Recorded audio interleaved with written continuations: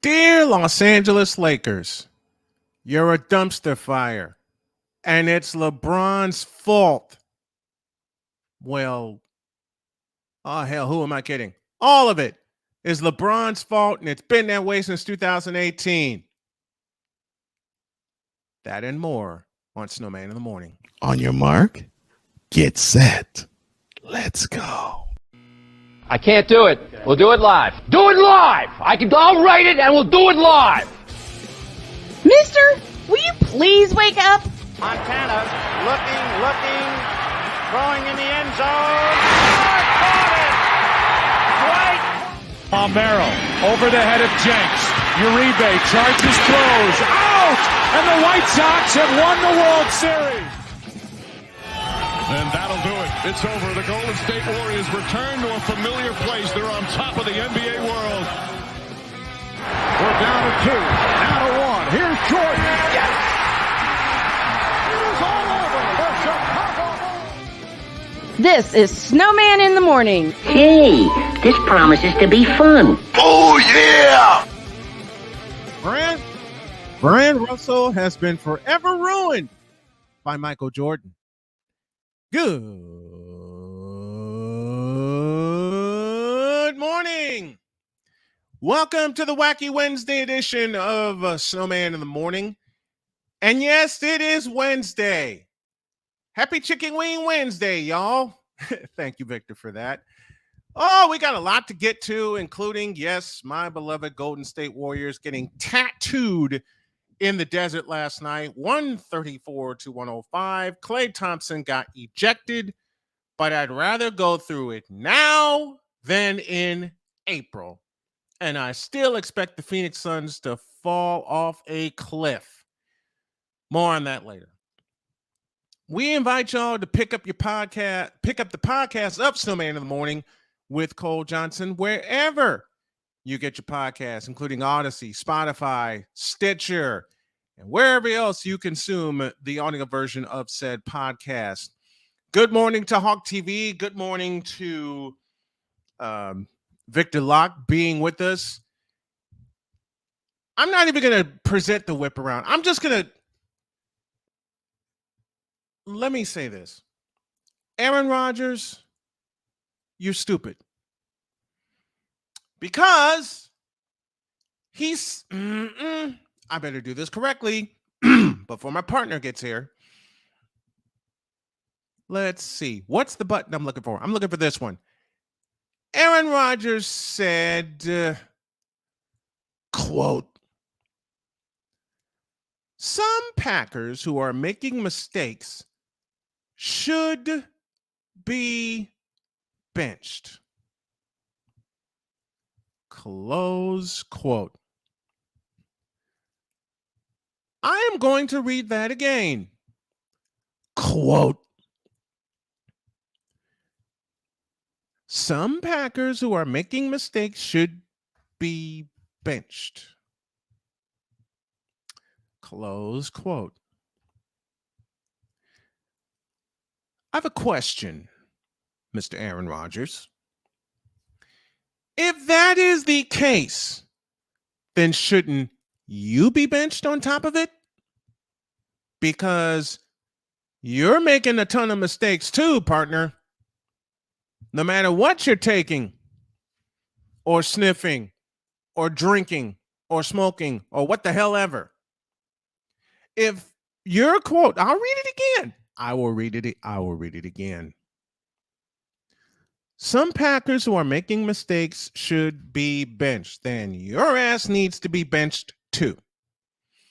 Because you are making some of the gravest mistakes. Which is why your Packers are in the position that they're in. Which is why your Packers are 3-4. Which is what...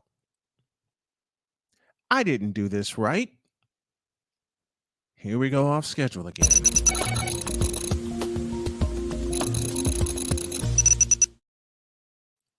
Now that I got that, Aaron Rodgers said, quote, some Packers who are making mistakes should be benched.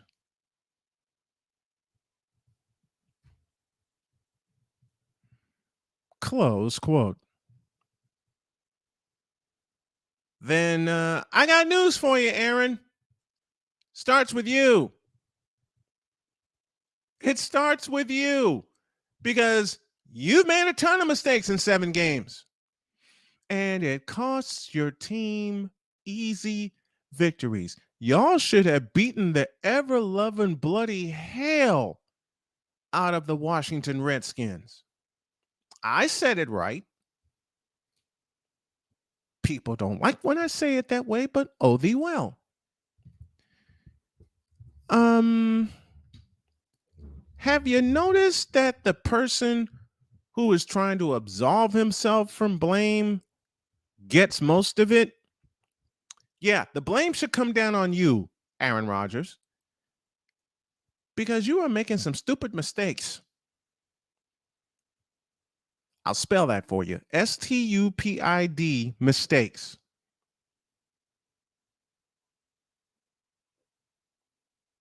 And I'll say it again. Y'all should have beaten the hell out of the Washington Redskins. As a matter of fact, you should have beaten the hell out of the New York Giants in London when you led that game 17-3.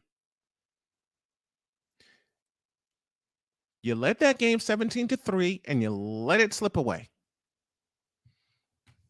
This is now the norm for Aaron Rodgers and the Green Bay Packers.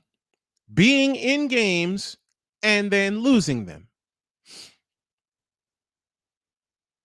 When they beat Tampa Bay by a deuce,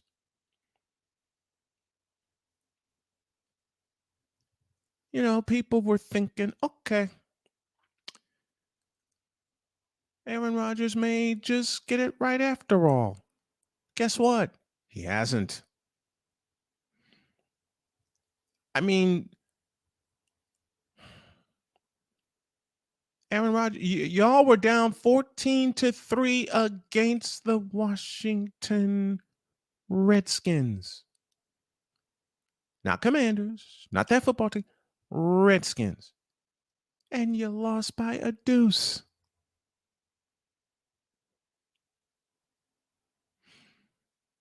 And you lost. Good morning, partner. Good morning. Sounds good. You're talking about Mr. Ayahuasca, who needs to never complain about a teammate.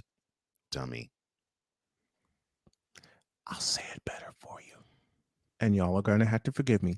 Dumbass.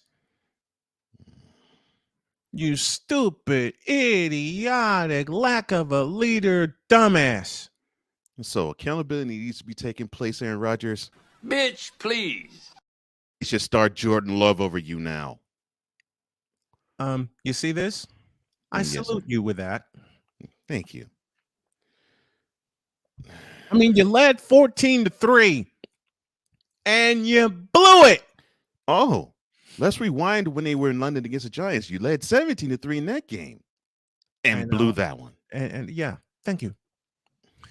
You know where all this started? And yes, I'm going to make this very, very unbearable for a lot of Packer fans that I know.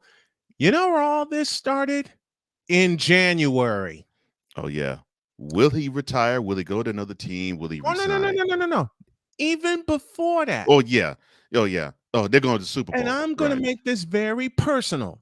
Yeah, they're going to Super Bowl. This all started when you had the number 1 seed a week off and the number 6 seeded 49ers coming into your house with what was supposed to be the most complete Packer team that Aaron Rodgers has had in years.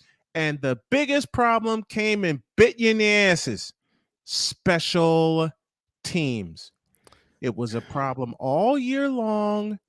And it was the biggest problem in that game. Never fixed it. Yeah, it was the biggest problem in that game. Yeah. Along with the fact that after the first drive, the Packers basically did nothing with the ball. They did nothing. I came on this show the next day and yelled my brains out, even after I lost my voice.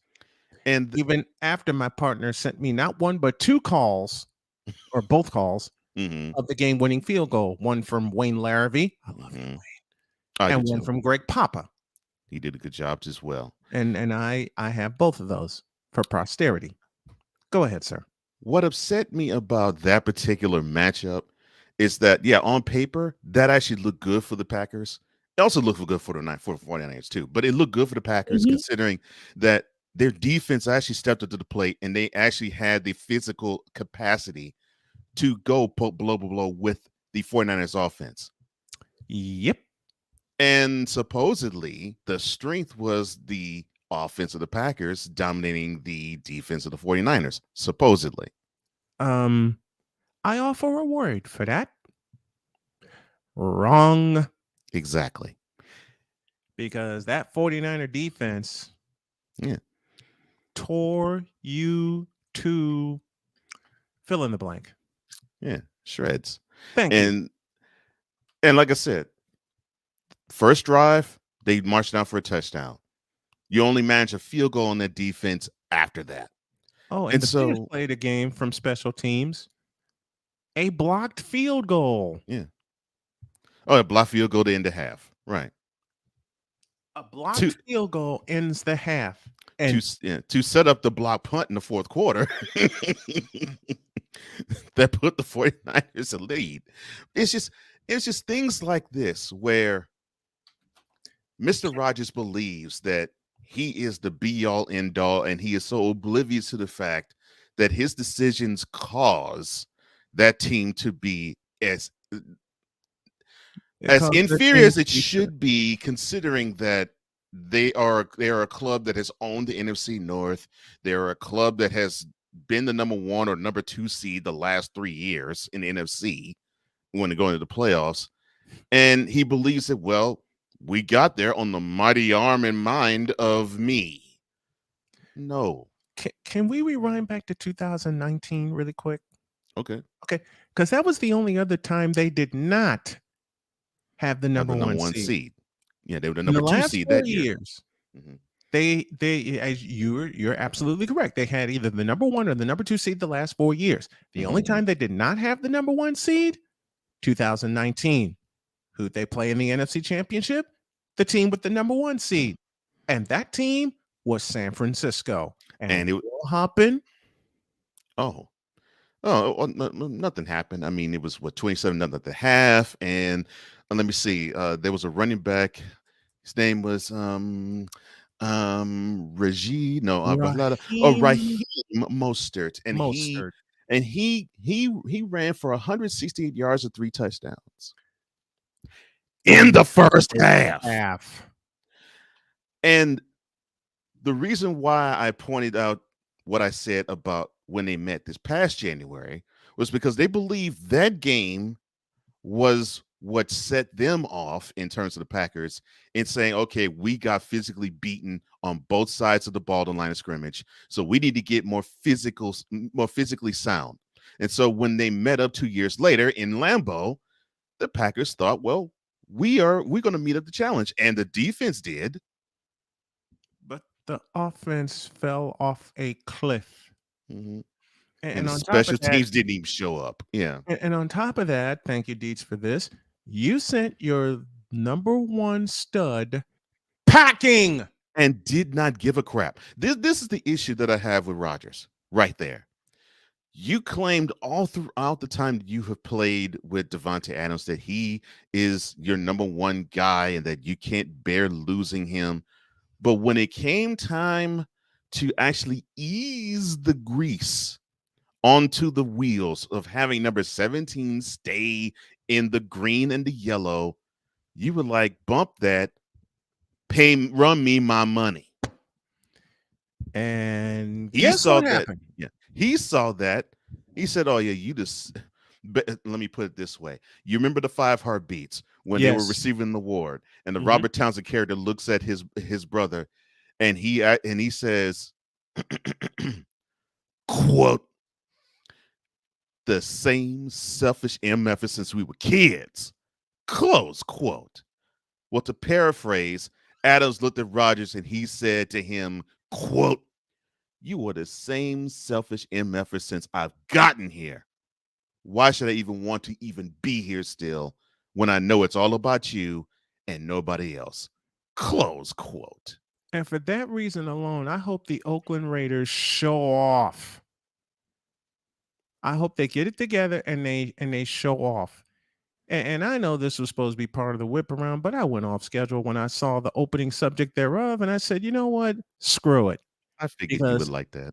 Aaron Rodgers needed to be put in his place. And if I'm the only one in media, along with my partner and those in the chat and everybody else that hangs out with us, if we're the only ones that will say Aaron Rodgers sucks as a quarterback and sucks as a human being, then so be it. It should not be the only thing that matters about the Packers. That, oh, what is Aaron Rodgers doing? Oh, how is Aaron Rodgers thinking? There's 52 other guys on the team.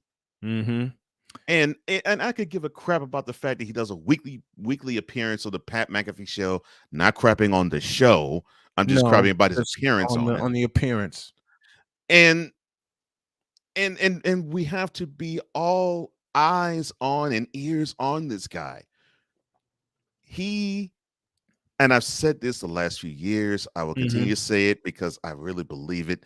He is a cancerous presence. I don't give a crap how talented he is. He's a cancerous presence. And my next two words are the following. Sound familiar? And we're going to tear into that today. But for now, that's Snowman's take. What's yours?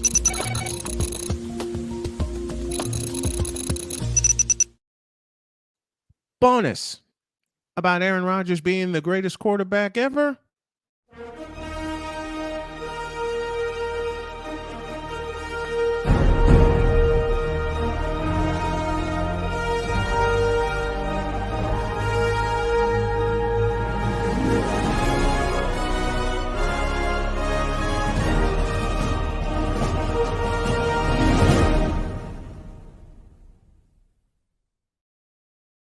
They were drinking that ayahuasca, if that's what they believe. And then Victor climbed into my head with this.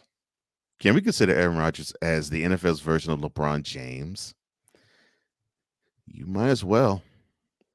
He's been that way for a while. Yeah. I mean, he punked the Bears in 2010. What has he done since? Not a blank thing.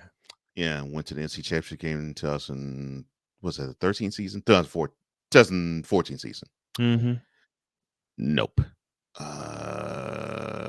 2016 went to the NC Championship game. No. Nope. Let's see, 2019 went to the NC Championship game. Then run over.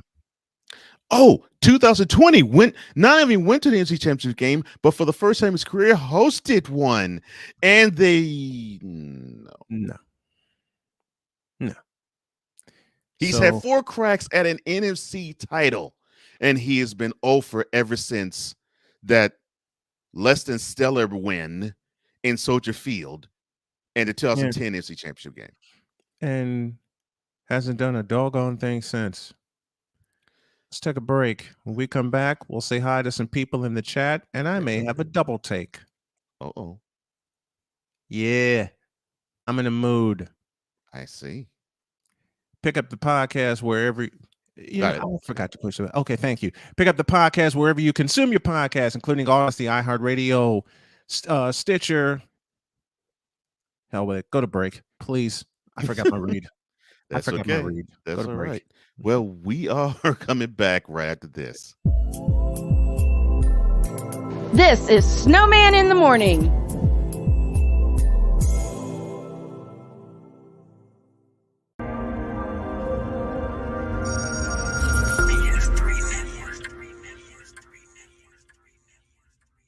BS3 Network, changing the way you watch TV.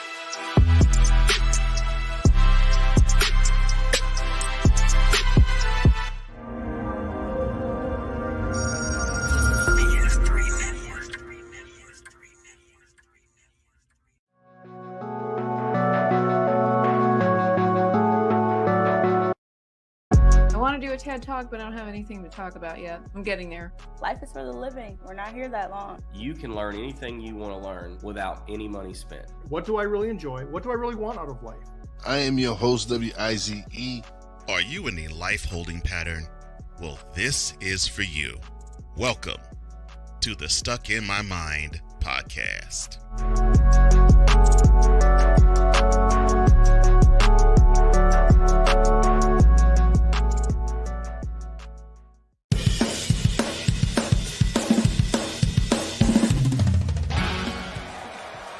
Steph Curry, Tim Anderson, Jordan Alvarez, and it's caught.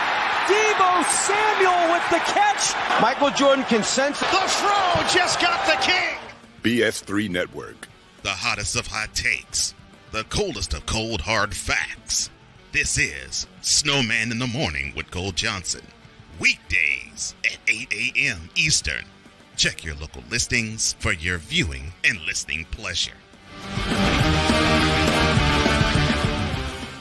Hey everybody, Snowman here, and thanks for listening to this episode of Snowman in the Morning with Cole Johnson. Want to tell you about a little thing we like to call Monkey Knife Fight. Wait, what? What in the world is that, you may ask? Well, Monkey Knife Fight is a daily fantasy site where you can play your favorite games, support your favorite players, and make money at the same time. And right now, if you go to monkeyknifefight.com and use the code Snowman, you will get a 100% deposit match on up to $100 on your initial deposit. Go to monkeyknifefight.com and use the code Snowman for an up to 100% deposit on your first deposit of up to $100. Thanks, and tell them Snowman sent you.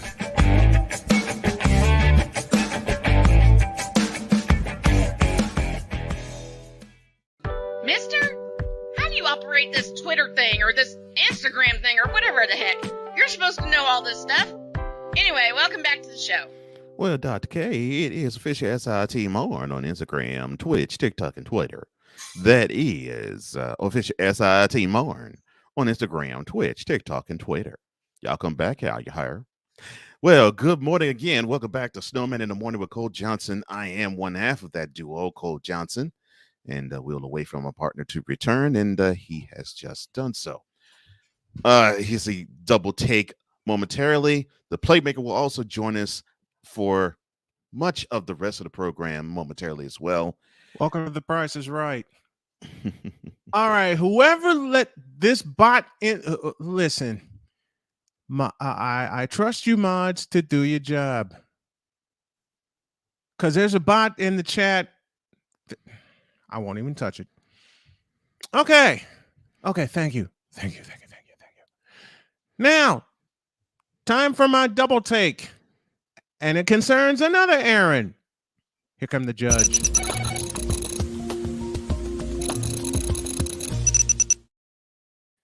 In our pre-show meeting this morning, my partner posed to me a very important question.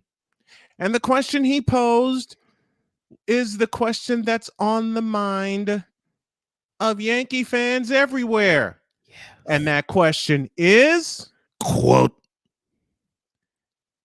has Aaron Judge played his last game in pinstripes? Close quote. Well, I will answer that question here on this double take, and I expect you to make a intro out of this. I will answer the question here on this double take the same way I answered in our pre-show meeting. Yes.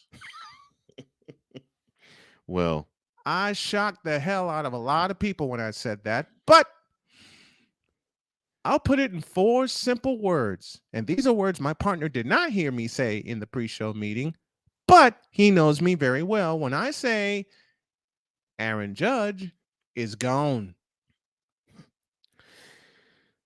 The question to me will be, where does he want to go? Now, I know he's a Cali guy. I'll answer that. And it ain't where you think. I didn't answer this part of the question before I hand it off to you. Mm-hmm. It ain't Los Angeles. It ain't Oakland. I believe where the Judge is going to land is going to be with a team that can be an instant contender with him. San the Giants. Francisco. Yeah, and there's reports this morning that came yesterday saying that the Giants actually are openly courting him. They said, "Look, we will do whatever it takes to get him on our squad." Imagine Aaron Judge in Giant Land. Yeah. John Miller would have a field day. John Miller would go completely, and I love John Miller. All right. Longtime voice of the Giants.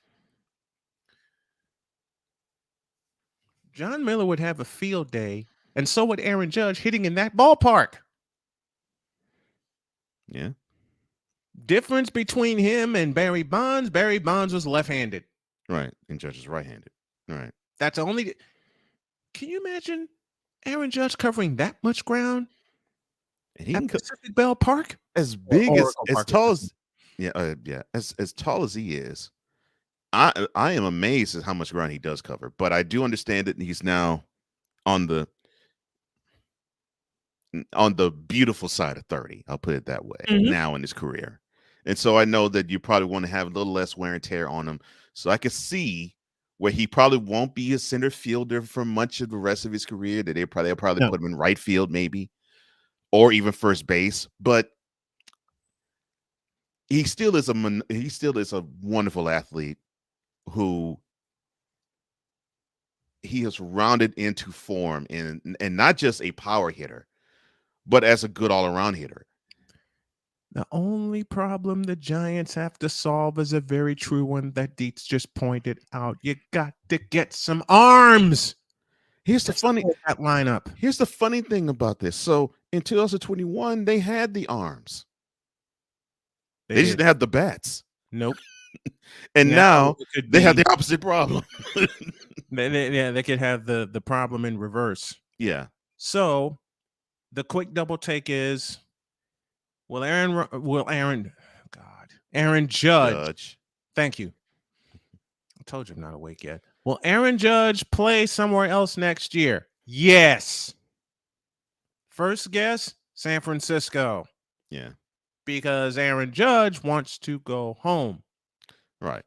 What if Aaron Judge was relegated to a DH? I don't think he'd mind. I don't think in that ballpark. I don't think he'd mind.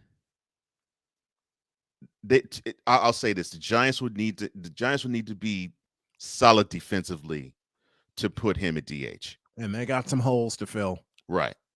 And so they got some holes to fill. So I can't see him being forever a DH there. But if the holes are filled defensively, yeah. But I'm with Andrew. No, not with the Giants. He wouldn't be. They want him to play in the field. He'd be in outfield. He'd be out of field or first base. That's where he would be. Yeah. And more than likely, it could be a platoon with both positions. Yeah. Some days he'll play right field. Some days he'll play first base. Mm-hmm. And then whenever they go to the American League ballpark, that's an easy switch. He's the DH. He will be the DH for many of those American League games. Yeah. So, yeah, that's the end of my quick double take. Aaron Judge. Damn it. I did it again. I know. Look, it's hard. It's hard when you have Aaron Rodgers. This is your fault. Brain. Oh, it's my fault. Back-to-back Aarons in the doggone whip around. Look. I didn't name those two guys. You Aaron. wrote the doggone script, okay? I'm kidding as I say that. That's my double take. What's yours?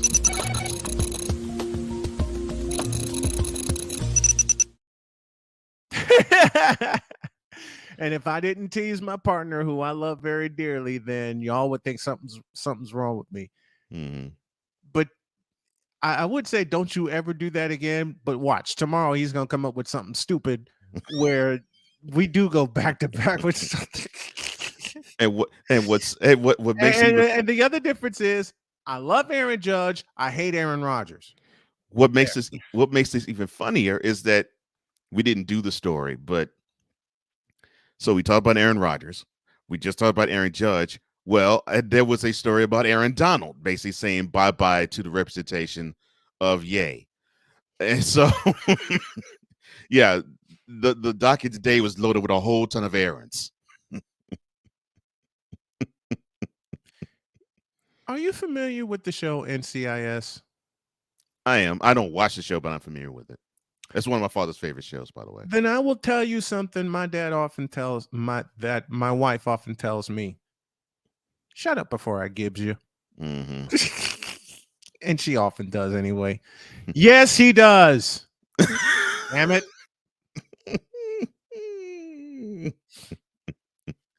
And then Ryan McCoffey in the audience drink some ayahuasca. That is. Ayahuasca. You won't get the names confused for long. That's how I do not get the names confused, because I don't sing a theme song for Judge or Donald, but I definitely do for Rogers. And Ryan, I'm actually drinking a small cup of McCoffee. Small. Because if I go large, I will not make it the rest of the show. I can't do it. I'm having 2 small cups, and they're not even full, and that's that. And that's all I made. Well, speaking of large, his presence is large, and you saw him yesterday. He rejoins us today, and he joins us for the rest of the show. Ladies and gentlemen, the man who is in I can't even name all the shows he's on. It's about 10. Heck, it's probably about 20 as of right now. Shows. Mm-hmm. The hardest working man in content creation, the one, the only Daryl Solins, aka the Playmaker. I love that. And he's being, I gotta run with this joke. He's being also professional this morning with the spin around in the chair and all that. I was like, he's going R&B old school singer with the intro. I like that. That's a nice spin. You remember the movie Exit Room? Mm-hmm. That's where I got it from. When you thought the guy who was the good guy turned around like, I don't believe this. He's the mastermind of this whole thing. Mm-hmm. Look. Oh no. I can do Ryan already glossed at the spin-a-rooney. You know what? I once upon a time I was a big fan of The Young and the Restless, because I love Victor Newman, because he was ruthless. Mm-hmm. All right, the most known man in just soap opera history. When I have a reason, just when Jack thought he had gotten away with something, and he's standing in Victor's office, Victor did the slow turnaround. My wife showed me that on YouTube, I think about a year ago. 1994. That was hilarious. And he gave him the rock eyebrow on top of that. Oh, I love that. Fool dropped his drink and he said, "Oh my God, Lord in heaven." Yes. Yes. Before he said that, as the chair was turning around, you just see this look on Jack's face, and he's going, "What the hell?" And then you see Victor's face, and I remember watching it, like I said, 1994, with a lot of people, myself included. We all screamed. Can't tell you what we screamed, but we all screamed. All right, and you just see him go, "Oh my God in heaven." And that look on Victor's face said, "Got your ass." Mm-hmm. Oh, It is 38 after the hour. Yes. Yeah, I sent Cole something that had him rolling this morning. Yeah. Yes, you did. I loved it. All right, what? You have it, Cole? Yeah, let me see if I can pull it up. But yeah. Let me tell you how bad it is. For one, Anthony Davis. That's horrible. Oh God. This is how bad it is for the Lakers because it involves Anthony Davis. Yeah. Oh no. I'm ready. I'm ready. Let me have it. You remember Monday night they played the Portland Trailblazers, and shout out to the Portland Trailblazers. Nobody Yes. Shout to the Portland Trailblazers. 4-0. No, and no one saw that. Next week, I will have the radio voice of the Portland Trailblazers, Travis Demers, on Snowman in the Morning Plus. This particular play here just showed the disrespect that is going on with the Los Angeles Lakers. The disrespect that needs to happen with the Lakers. Let's see it. So remember the COVID championship, as we like to call it here on Snowman this morning? Yes. It wouldn't have been a COVID championship because of one Anthony Davis who hit a 3-pointer at the buzzer against the Denver Nuggets. Yes. Right. That's back in 2019, correct? What happened? What? We talking about that 3-pointer that he hit? Yeah, the 3-pointer that he hit. The one that won the game. I think that was 2020. It was 20. It was 2020. 2019-2020 season. Okay. Yeah. That moment gave the Lakers their 17 banner, correct? That is correct. Dang, I can't pull it. You can't pull it? Yeah, I can't pull it. Send it to me. I'll get it. Let's send it to Snowman because this here, oh my goodness. Send it to me. I'll get it. I had to do it. I'll get it. Like wise now. I had to do it. Had to do it. Oh, here we go. You got it? Now. I got it now. All right. Let's see it.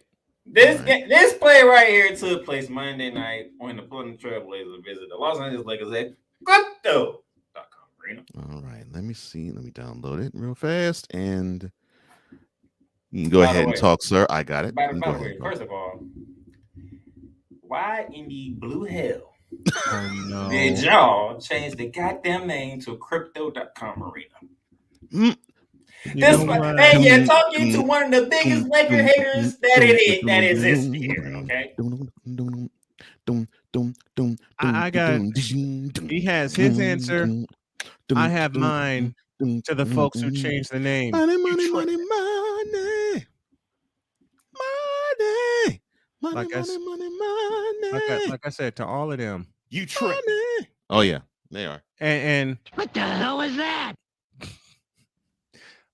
And I'm working on the Street Fighter 2 sound bass. I'll have that up tomorrow. All right. So this is what Playmaker sent me, and I laughed my butt off. You see this play right here? Oh, no. I saw this. Right here? Anthony Davis gets no love. None. That is Yusuf Nurkic, who was supposed to be guarding AD on a three-point shot. And he says, you know what? It ain't even worth my time. Not even worth it. It's bad enough that he has the distance from him. It's even more disrespectful. He turned his back to him. And by the way, guess how that shot ended? With a Nurkic rebound. Oh yeah, I was about to say a miss on a Nurkic rebound. That's how disrespectful this is. How I the talk of the Lakers being a bad shooting team is now not talk anymore. It's the point being screamed out loud. Yes, it's to the point where now teams are just basically saying, so you're 23, 24 feet off of the basket. Okay, fine. You remember how people used to guard LeBron? And that's how they used to guard him. Like, okay, you're not going to penetrate. We'll allow you to take a three because you're going to miss most of your threes. Mm-hmm. And that's how teams are playing this whole Lakers. In 2 short years, we went from Anthony Davis giving the Lakers a 17 banner because he hit a three. Oh, 2 years ago this month. Yes. He saved the Lakers hitting a three against the Denver Nuggets, and then we got to this. 2 years ago this month. Yes. In 2 short years.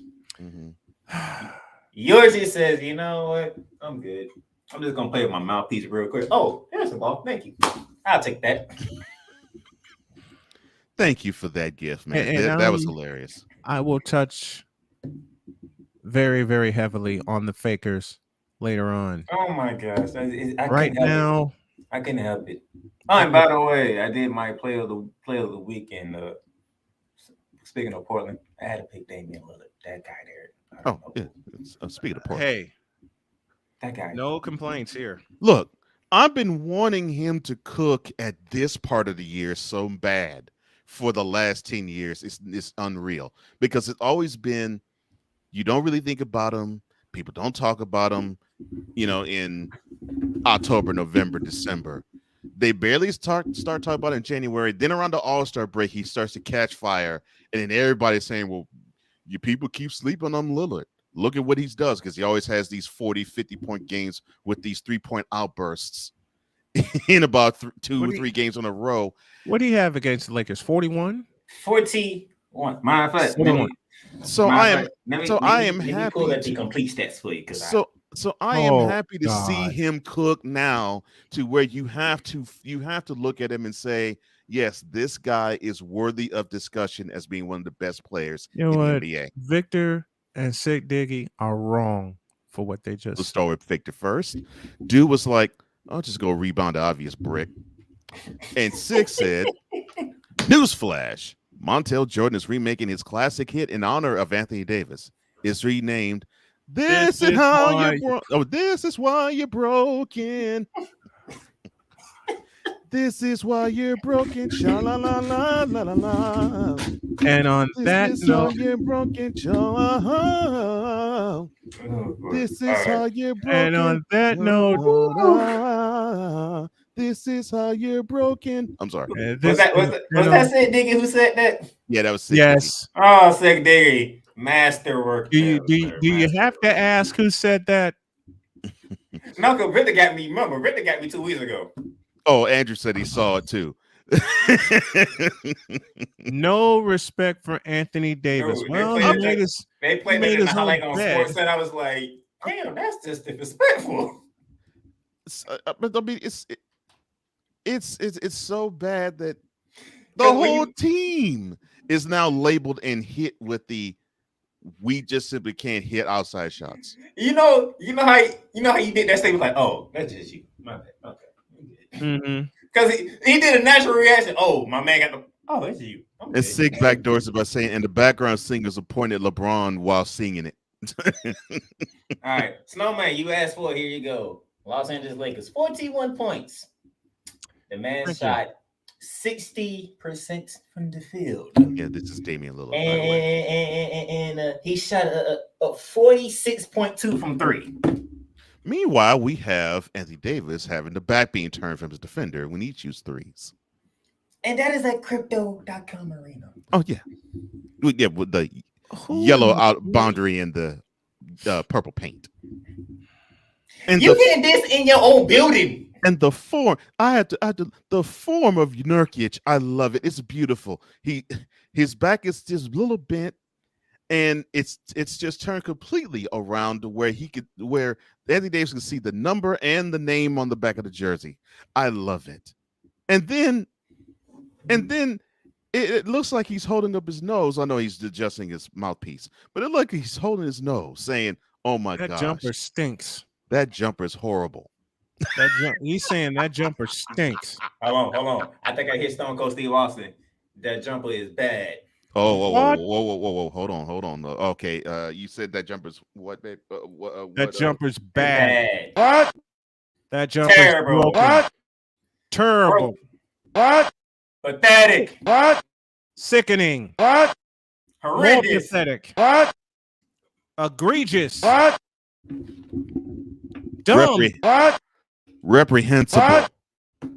What? Incorrigible. What? Terrible. What? Heinous. What? Nefarious. What? Disgusting. What? Despicable. What? Deplorable. What? Sad, man. You should not have NBA teams. This is why I'm that much. Yeah, I know I'm starting Charles Barkley-ish, but I just had another point hit my brain. This is why I've always said that it's ridiculous to have these teams chunk up threes the way they do now, because it just simply destroys their offense. You do not need to shoot 40 threes in the game. Heck, I think many teams don't need to shoot 20, yet they average now 23 in a game. So I mean, the all NBA. So when a certain person shows himself in hour 2, I'm gonna throw some numbers at him. I hope he can comprehend these numbers. I got it. But I'm gonna throw some numbers at him. That's gonna really. I got a treat for y'all that I just found this morning. With everything that's going on with the Lakers, my only 2 words are the following. That's terrible. And with that thought in mind, push the damn button. Oh yeah. Time to cook. Oh yeah. I'm talking about. Nope, not that. Not yet. No, not that one. No. No, he's talking about this. In a world where partial greatness is celebrated and total greatness is shunned, there stands to be a figure on the lips of those who love him and those who hate him. The inane comparisons to Michael Jordan and Kobe Bryant continue and has existed since 2003. There is no end in sight, for the battle between those who unconditionally love and unconditionally hate him wages on. These are their stories. Welcome to the Bronzexual Confessions. Before I send you to what you're about to do, sir, in the evisceration of these idiots, Wise, good morning to you, sir. He says, also, did you see someone is using the picture of Pac if Westbrook was the shooter? Oh, you mean this? Ooh. Yep. Ooh. I have his numbers too. Ooh, I got his numbers too. Ooh, Lord. I know those things are hideous. Oh, I have his numbers too. That is hideous. Yeah. So any stats that you guys need, just let me know. I got all of it. Cool. So with that being said, one Mr. Brian Snow. Cleophas Smack. You start calling these names. Sounds hilarious. Hold on, what did I just tell you yesterday about the names, man? He says Cleophas. The name should disqualify them. What kind of name is that? The name, look. Cleophas. Cletus.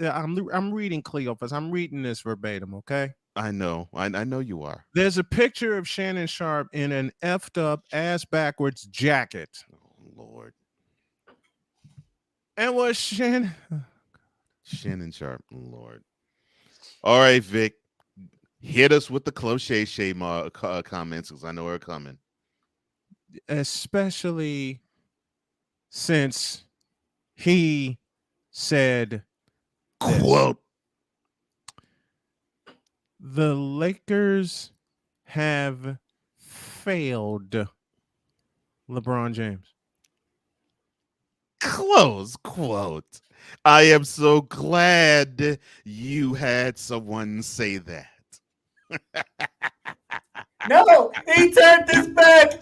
I am so glad you had someone say that, because to those who believe that, cocaine is a hell of a drug. And bitch, are you for real?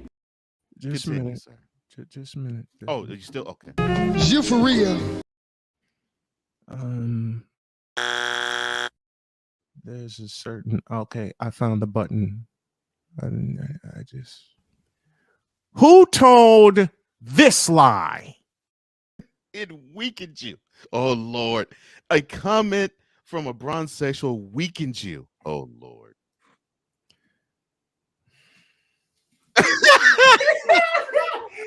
Bitch, please. Hold on. Wait. Hold on. Cause we take this. Oh Lord. Oh, so we'll be right back right at these messages. Cause we take this job so serious. What in the all types of blue hell? This is Snowman in the Morning with Cole Johnson.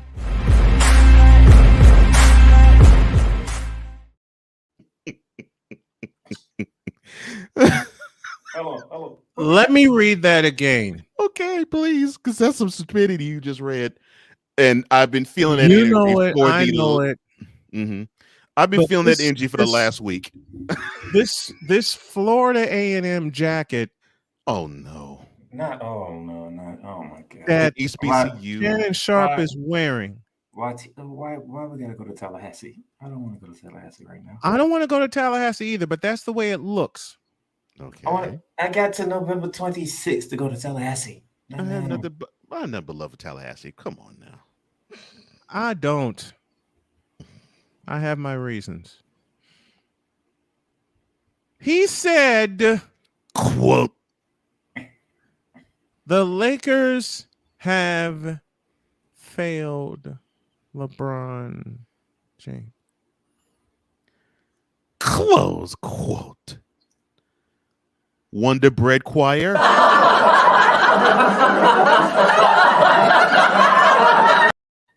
Thank you. That's about as rotten. Do they mean this guy here? Do they mean this guy? Do they mean this guy? Get that off my screen. That's as bad as Uncle Lori. That would explain what's going on right now. Failed. The Lakers have failed LeBron James. I want y'all to think about that that frivolous statement, because I'm trying not to cuss. I will not cuss. I will not cuss. Club Shay Shay's back in business. Please tip Cinnamon and Delicious with crypto. Thank you, Wise. I'll tip them both with a super kick. Oh, sorry. Even then, I'm afraid to do that. Ladies and gentlemen, the Wonder Bread Tabernacle Choir. I will read this one more time. Oh Lord. no, okay. really? All right. I'm ready. Shannon Dull said, quote, the Lakers have failed LeBron James. Close quote. Look. And here's where I tie Cleophas Mack into this. Because Cleophas Mack said another thing. Quote. God help me. Cleophas said, quote, what Unc said. Close quote. The utter blasphemy. I'm not going to go into it now. Oh, so Shannon Sharp said the Lakers are filming LeBron James. He's repeating. Have you bronsexuals no brains? Wait, I just answered my own question. Cue the Wonder Bread Tabernacle Choir, please. Oh, sure. Ladies and gentlemen, the Wonder Bread Tabernacle Choir.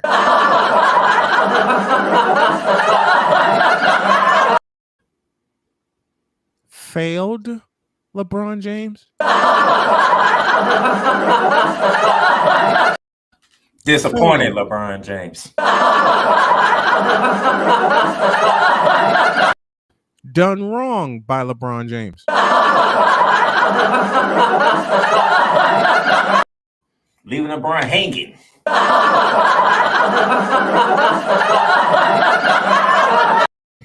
Failing their king.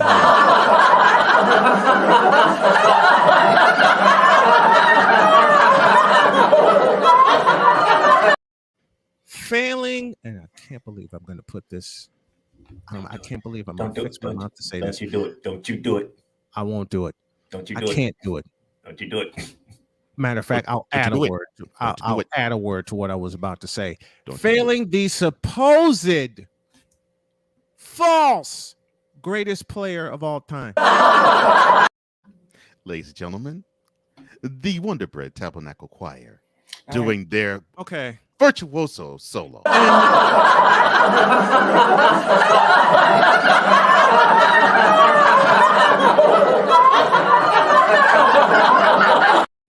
I'm getting too old for this. I've been too old for this for 20 years.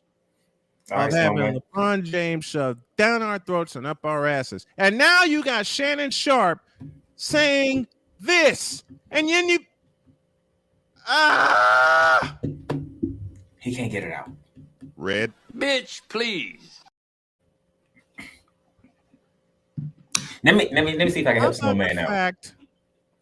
that LeBron James has failed one of the most proudest franchises in NBA history by showing up.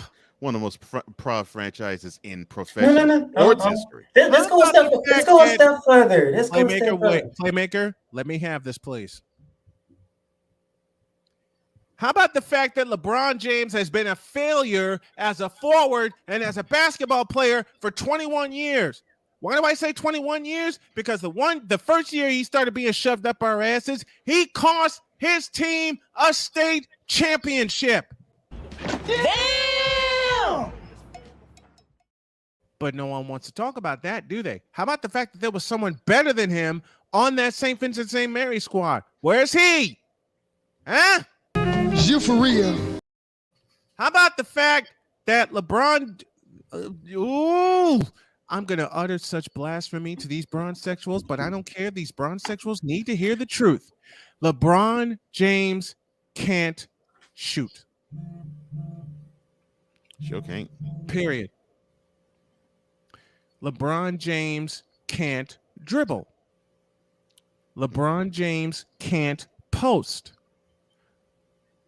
In other words, LeBron James can't play basketball correctly. You can't handle the truth. And the truth is this.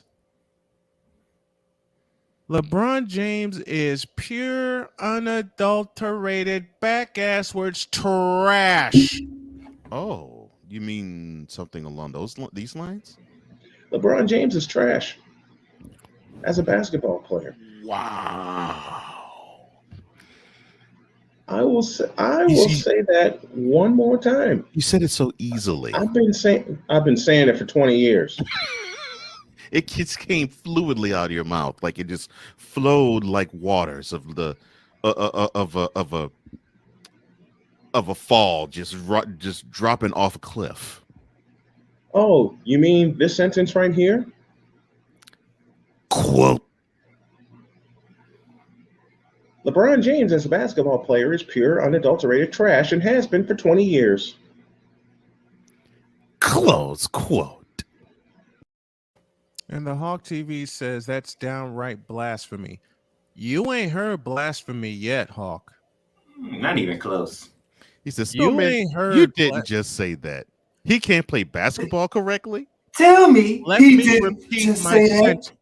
Let me repeat my sentence. LeBron James cannot play basketball correctly, and he hasn't for 21 years. And Hawk TV says that's up there with Tom Chambers being better than LeBron. Well, Tom Chambers is better than LeBron, bitch. I didn't mean the bitch to come on. I'm sorry. I'm just riled up. No. I don't mean it at you, Hawk. Please do not. That take was that not part directed at seriously. you.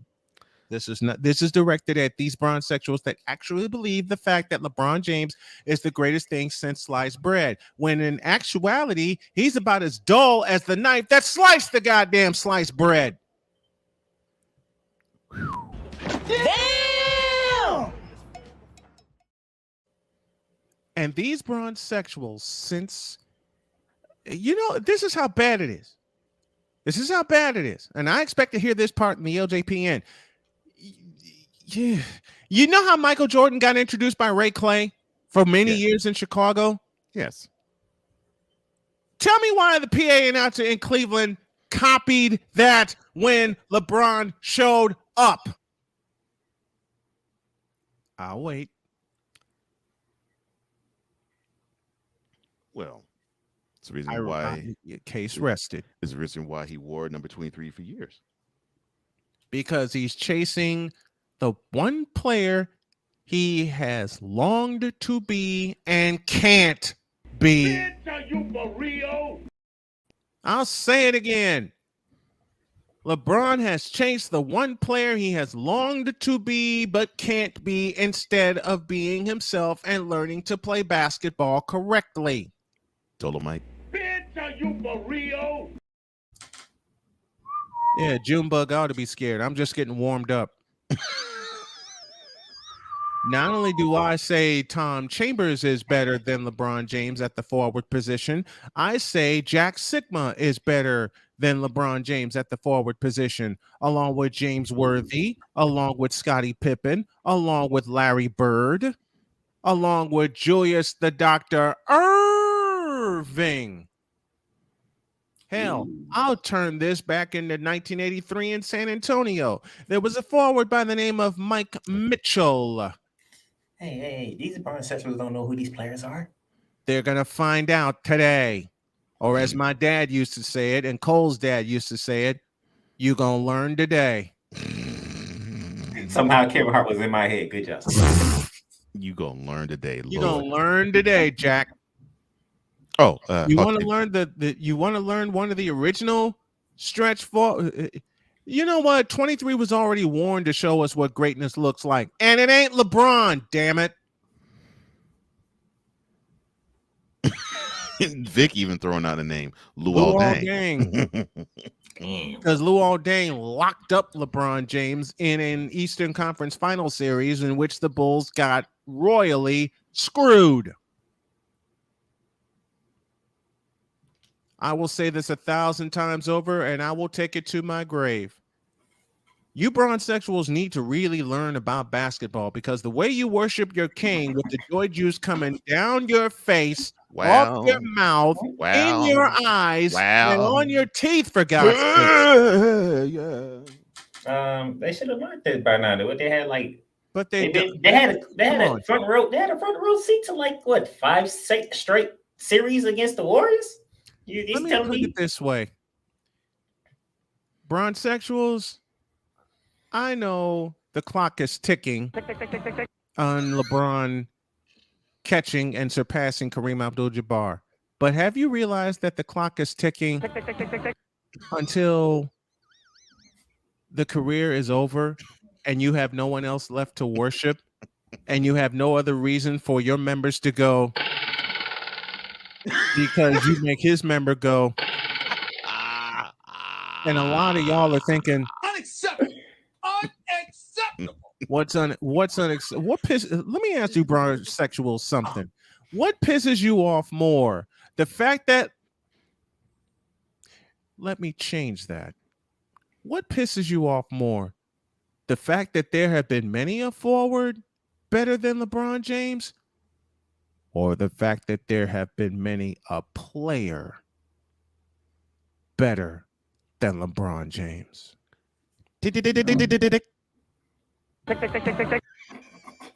Matter of fact, let me do it this way. Let me do it this way. I will repose the question. What pisses you off more? The fact that there have been many a forward better than LeBron James? Oh, I didn't throw Bernard King into it. I didn't throw Buck Williams into it. I didn't throw who else? Jerome Kersey into it. Yep. And that's so true. What has gotten you bronsexuals whenever we do this to say, I'm as mad as hell, and I'm not going to take this anymore. What pisses you off more? The fact that there have been many a forward better than LeBron James, past, present, and future, or there have been many a player better than LeBron James, past, present, and future? 30 seconds. Good luck. Tick,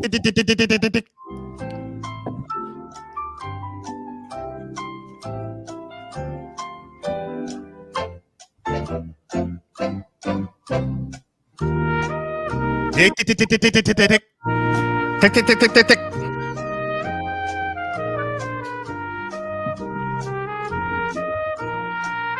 Tick, tick, tick, tick, tick, tick, tick, tick.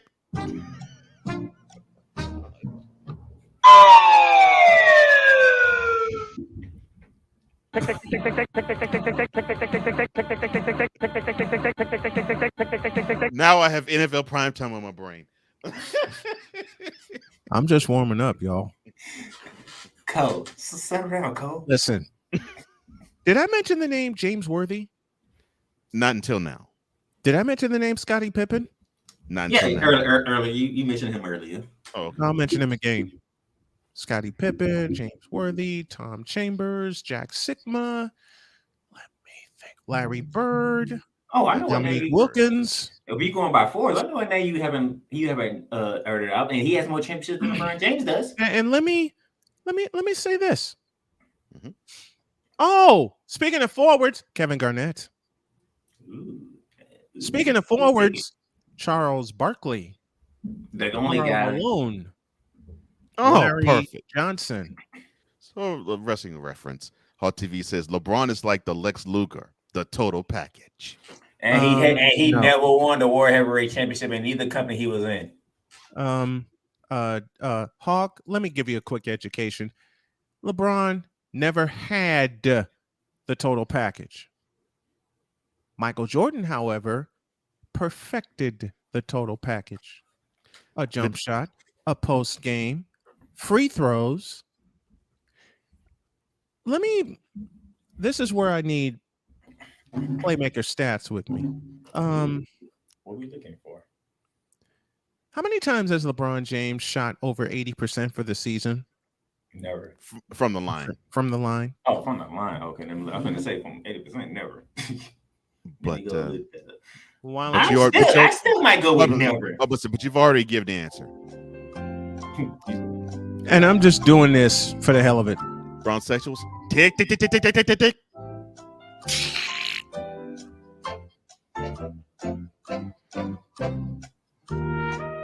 Come on, Brown sexuals. Think, Brown sexuals. Never. That's too much for them. They can't think. How many times? The highest percentage was 78. Mm-hmm. Yeah, 78. And he didn't play all 82 games. Oops. Yeah, which is I think he's only done once in his career. How many times has Michael Jordan played 82 games in a season? Takes too long. 13 out of 15 seasons. 13, okay. I want to say it was 9. 13 out of 15 seasons. The other two, he was injured. LeBron has played, and besides, 80 plus games 3 times in his career. Yeah, and 79, 80, 81, and 82 came into playoffs. Playoffs? I'm not playoffs? You kidding me? Hot TV. Dominique Wilkins, Detlef Schrempf, James Worthy, Tom Chambers, Larry Bird, and Rolando Blackman. I haven't heard that name in a minute. Couldn't hold LeBron's lunchbox. I will give him this. He has played at least 70 games. Just a minute. Detlef Schrempf has a better looking jump shot than LeBron James. James Worthy has a quicker first step than LeBron James. I know we have to talk about Tom Chambers. Rolando Blackman's I don't have to talk about Larry Bird. And LeBron and Rolando Blackman's a guard. I'm going to throw a name out here, and this is what Snowman's been talking about. And this guy's nickname says it all. There's a party who is called Mr. Fundamental. Tim Duncan. The big fundamental. Wake Forest University. Had a chance to see him play in person. That guy perfected the bank shot like it was chicken wings galore. Victor said, and this just in. Due to Snowman's tirade, Stephen A. Smith's hairline has receded another 2 feet. No, the Lakers did that. Snowman, the Lakers did that. LeBron did that in 2011. Oops. Sheed we hear says LeBron overrated. 6'8", you supposed to play a good bit, but he's not great. I can't argue with that. And by the way, Bronzexuals, this is how you feel whenever Yo Kang shows up. Because you don't know what you're going to get when it comes to LeBron James. LeBron James is a basketball version of Antoine Fisher. Okay, first of all, who in the bloody is Antoine Fisher? Oh, no. No, not the movie reference again. Oh, my gosh. That's just foul. Who in the Vita Blue, yellow-bellied, red-blooded hell is Antoine Fisher? What did I miss? Cole. That's just... Yes, sir. Don't get them a sneak peek what I'm going to do. Don't? Well, they got it from me. Okay. They got it from me. Now, it's about time for you bronzexuals. No. Not yet. I ain't done. Every great player has a signature moment. This is the greatest signature. This is the signature moment from the greatest. Here's Michael at the foul line. A shot on Elo. Good! The Bulls win! The win! That's a signature moment. That's a signature moment. Absolutely. Want to hear it again, bronzexuals? Here's Michael at the foul line. A shot on Elo. Good! The Bulls win! The win! Okay, and allow me to play devil's advocate for whatever awful reason. And then they'll respond with LeBron James in Game 6 at the TD Garden against the Boston Celtics. Okay. 45-15-6. Yes, I understand. That, yeah. Yeah, there's a problem with that. People have already beat him to it. I agree. But that was a game LeBron was just in a different zone, you know. When you looked at him, something big was coming. My response to your answer. Unacceptable. Unacceptable. I'm just playing devil's advocate here. You know what, Playmaker? Now you're going to make me mess with you. All right. What's the fun in that? What's the fun in that? Yeah, making you laugh.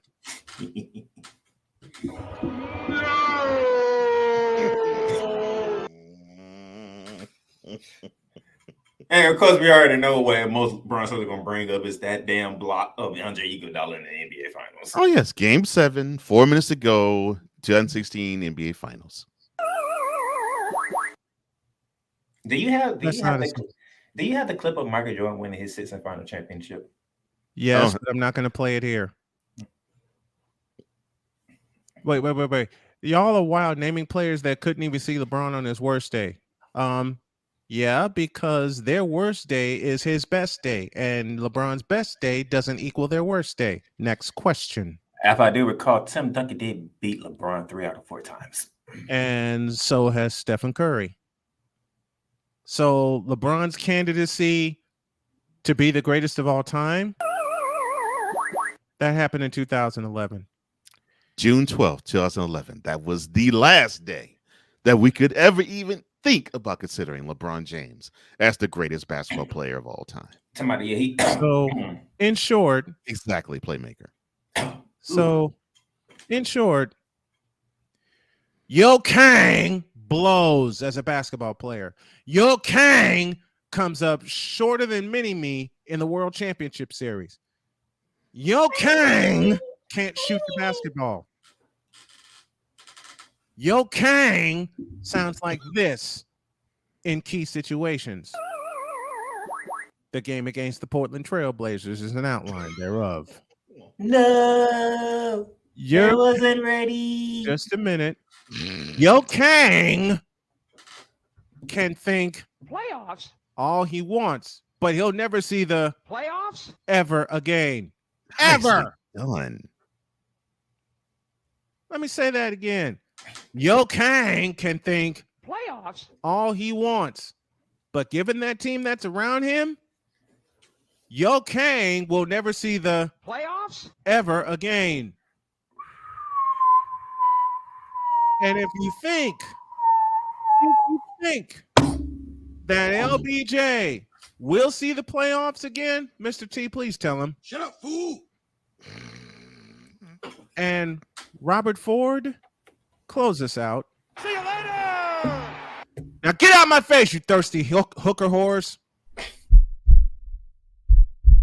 In a world where logic and sense flies completely out the window, while purple and yellow glasses are donned, rises a figure who encourages ridiculous, undying loyalty.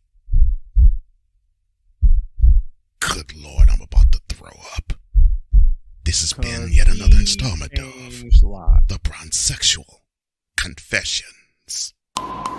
'Cause we take this job so serious. To all the hooker whores I will not cuss. I will not cuss. I will not cuss. I will not cuss. I will not swear. I will not swear. I will not cuss. I will not cuss. I will not cuss. I will not cuss.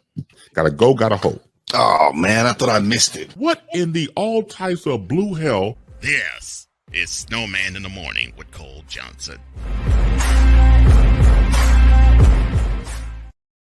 So I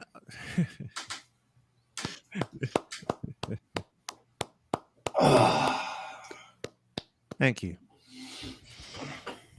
That was a good workout. Thank you. My wife gave me a shirt that aptly applies when it comes to I know this is a bonus. When it comes to your Kang. My wife gave me a shirt that aptly applies when I was down in the dumps with cancer. I came, I saw, I left early. Oh, well, that describes Crypto.com Arena. That describes quite a few arenas I know. Because that's how they've been with the Lakers for the last couple of years. They come to the arena, they saw the game, and they left early. They left at halftime. A break. They came in the second quarter and they left at halftime. Yep. You're correct. They came with 6 minutes left in the second quarter. They didn't even stay long enough to get something to eat or drink. They said, F this S, I'm out. And y'all know the song. A break, and then we get taken over yet again. This is Snowman in the Morning, Hour 2 with Cole Johnson and the Playmaker. Back in a flash. This is Snowman in the Morning.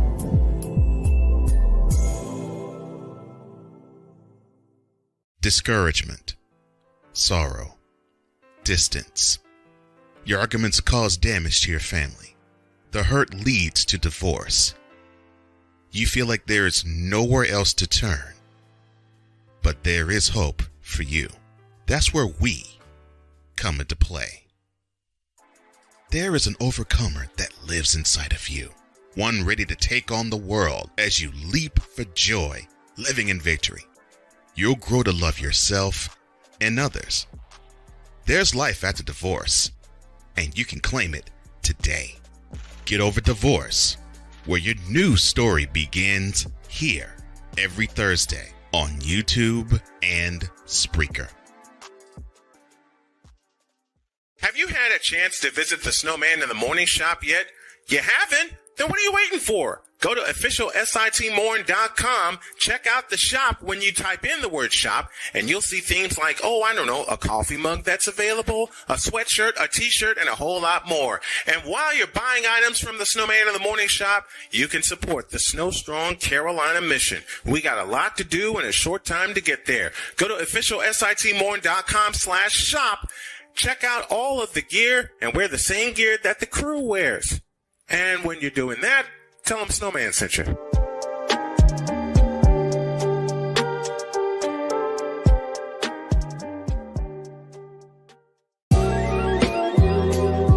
I want to show that attainability. I want to show the accessibility of this kind of lifestyle.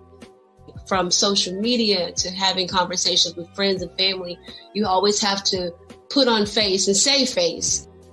What brings a smile to my face is the one person that totally believes in me, and that's my beautiful wife, Jody. I just had to stop because I didn't value myself. I didn't love myself. And it's like, I have to learn to love myself. Changing the world one conversation at a time. This is Revelations.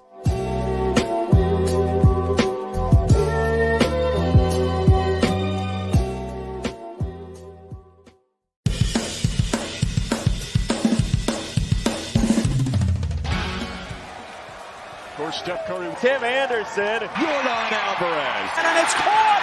Debo Samuel with the catch. Michael Jordan can sense. The Fro just got the king. BS3 Network. The hottest of hot takes. The coldest of cold hard facts. This is Snowman in the Morning with Cole Johnson.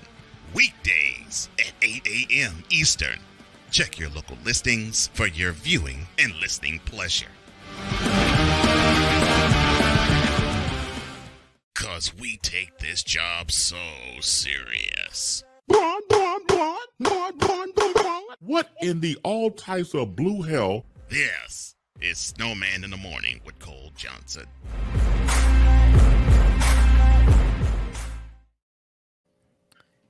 It is indeed yet another Wednesday in Snowman in the Morning Land with Brian Snow with the Playmaker. I am Cole Johnson.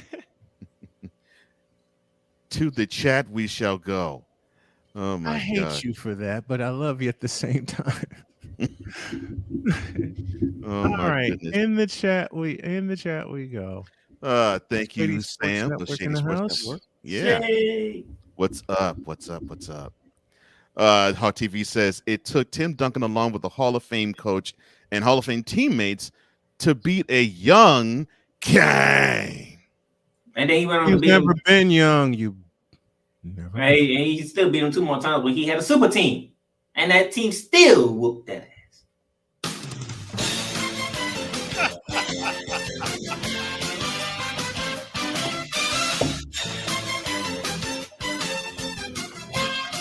Thank you, John Tesh. 1991 NBA Finals. Hold up. I didn't do it right. Yes, NBA Finals. NBA on NBC. The 1991 NBA Finals. Since Hot Team want to bring up a young Kane, did Hot TV forget about it? Let me think. A young Kawhi Leonard. A Pizzle caught it. I love you, A Pizzle, for that.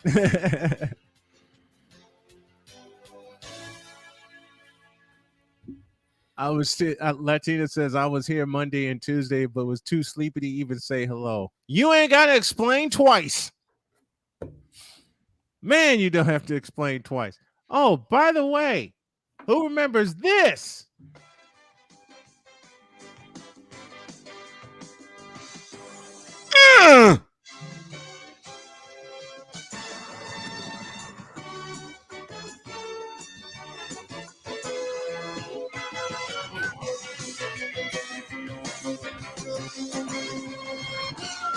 Ryan McCarthy got it. Yeah, maybe on CBS. How much time That was we the got? short version. How much time we got? Because you know, black people like to show up late. And we're complaining why? You're saying this why, sir? Because I don't know if I want to do it before he shows up or after he shows up. Who cares? Do it now. Do it now. Just wait a minute. Let me play a little special. For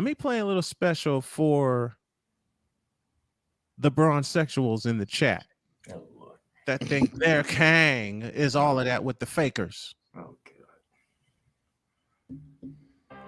Oops. I hit the wrong damn button again. Fudge. Y'all know the word I want to say, but I'm not going to say it. Fudge. By the way, I played that Braun commercial for my wife again, and she just cracked up. Here we go. Underrated Darkness in the house with us. What's up, man? This is for you.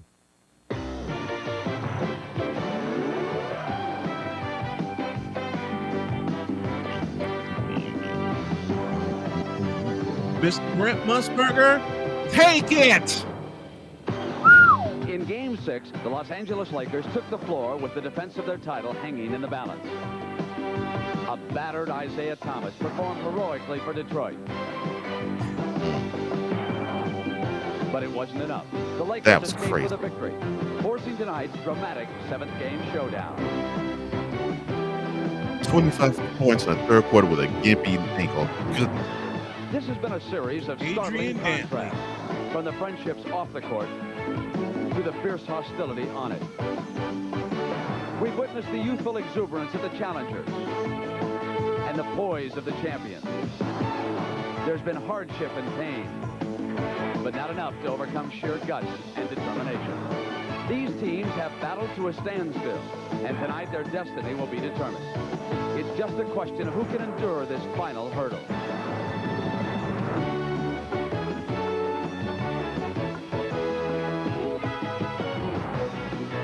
The Lakers hope to repeat history tonight, while the Pistons hope to make some. A championship is at stake, and only one team's prayers will be answered.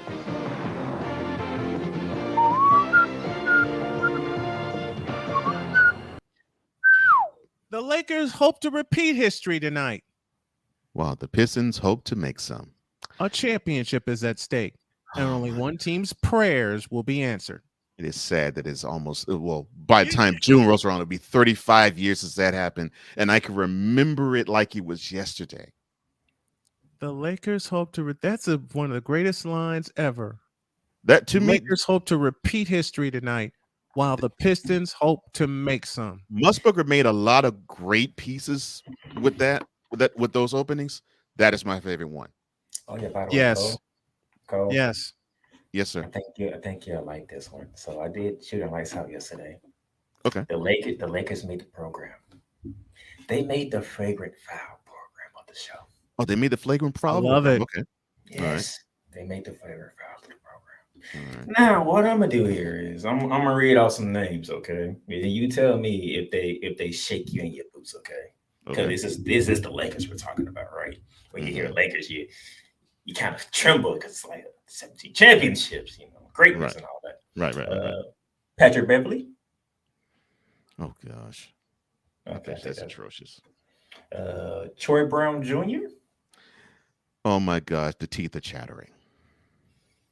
Thomas Bryant. And this is supposed to get them a championship. Max Christie. Buddy Hield, anybody? No? Oh. Wayne Gilbert. Oh, DeMar DeRozan. No. Oh. Damian Jones. Not the point guard, the center. Mm-hmm. Not Eddie Jones, but back in the day. Okay, gotcha. Kendrick Nunn. Oh, yeah, he did. Yeah, you're right. Scottie Pippen Jr. Oh, Scottie Pippen. He got Scottie Pippen on the squad. The son of Scottie Pippen. Okay. Cole Swear. Matt Ryan, not the one who got benched in Indianapolis. But he probably would be having the same fate. The Lakers should be changed. Back in July, when Yo Kang was trying to hold the Lakers' feet to the fire and having them resign, he says, I'm not going to resign until we do something that's going to tilt us toward a championship. And then 1 month later, he signs his contract. So, and then you announce all of those names you just mentioned. I ain't even done. Dennis Schroeder. Mr. I'll pass on 84 million. And get benched in Boston? Yeah, that guy. Juan Toscano Anderson. Saying his name, you know the dumbness he did. Austin Reeves. I actually like Austin Reeves. I'm gonna be honest. I actually like how Austin Reeves play. Laney Walker IV. Russell Westbrook. Anthony Davis. LeBron James. Now, one name that I said made Cole shiver in fear of the Lakers, which includes Eric Kane. Now, one name, but this is the roster that a certain individual put together.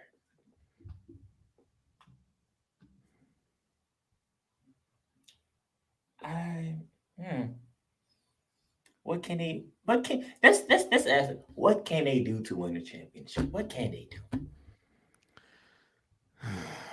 They could do absolutely, positively nothing with it. Nothing. No, they can't do nothing. That's a darn shame. You have a champion on your team who, for whatever reason, left the team that he won championship with to go with the Lakers. Don't understand.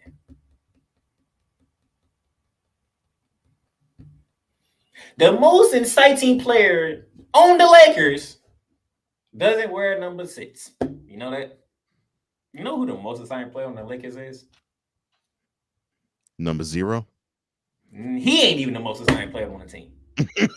And I only say excited from the standpoint that he's a train wreck along with the fact he has this resume.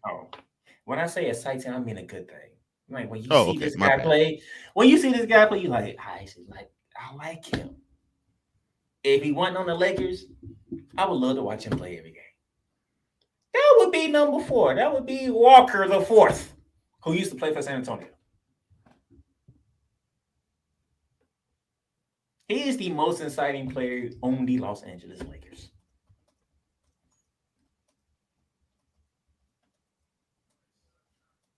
And that's a darn shame. We already show you how disrespectful we are towards Anthony Davis.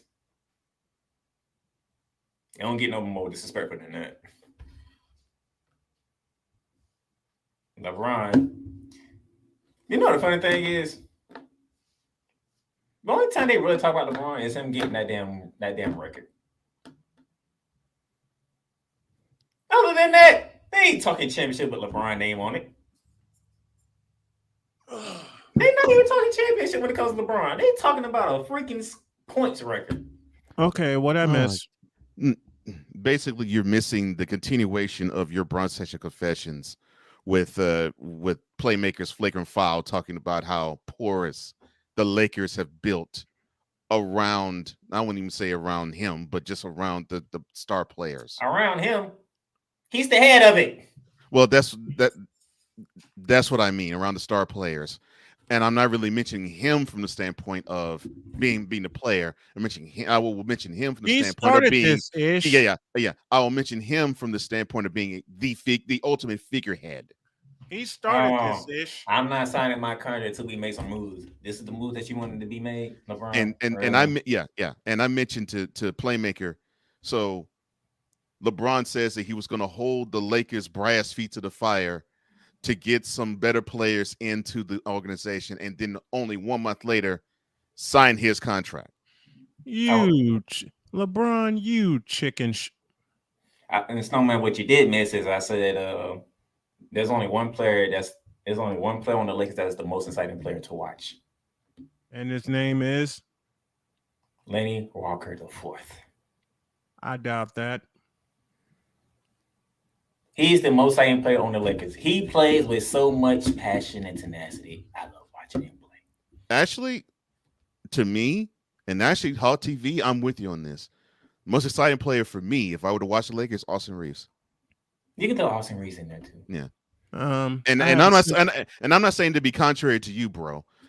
To me, that's the guy. I won't disagree on that one. I have a simpler answer. Neither. Well, if you have to see the Lakers because you know they're going to shove them down. You got to watch the Lakers 10 times this year anyway. That's what I'm saying. They're going to shove you. They're going to shove the Lakers down your throat. We're going to see it Christmas Day. I mean, just things of that nature. You ain't got to go that far. They got the second of the doubleheader ESPN tonight. No, I know. I'm just saying. Oh God. I'm saying the big time events tonight really doesn't matter. I'm talking about like Christmas Day, MLK holiday, President's Day. I mean, they just the ultimate, and then a couple of primetime Saturday night games in the second half of the season when ABC airs them. They just shoved this team down your throat. No, they shoved LeBron down your throat and up your ass. By the way, Bronsexuals, this is for you. Good evening,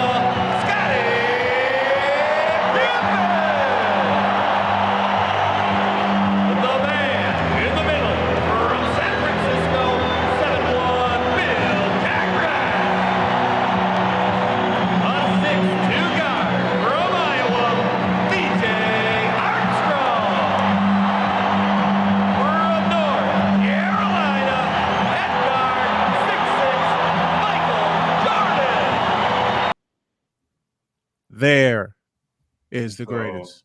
So Cole, back to your point, sir.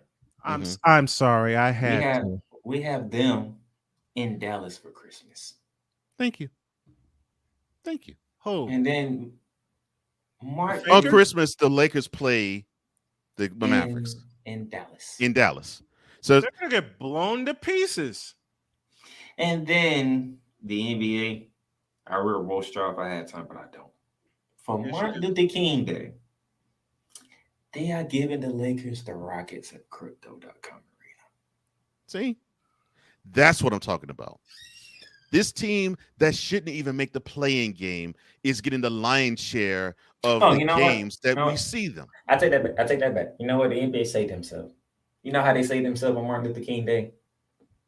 That game is on NBA TV. Wow. Never mind. I retract my question. That game's on NBA TV, so we're good. Mm-hmm. You know they're gonna flip that. They might. You never know. Not. Watch. You got the right team at the wait. LeBron will probably be on the scent and on the trail of passing Kareem. Yes, that actually might be flipped. Yeah, might. Over what? Miami Heat in Atlanta? Yes. Over Phoenix and Memphis? Yes. LeBron. Look. You will see how ridiculous it is when I go LJPN on this later. LeBron's record-breaking journey means more to the NBA than all of the 30 teams that play. Alan Silver, if you Martin Luther King, the way Martin Luther King is set up, you better not touch it. And if you touch it, watch. I will come on here and I'm gonna blast you my damn self. Then all I have to say is watch. But the way Adam Silver's wallet is set up, that's tied to LeBron. Again, my next two words. When they are so salivating, they're salivating on LeBron breaking the unbreakable. Are we talking about salivating like Homer Simpson when he thinking about donuts? Yes. Worse.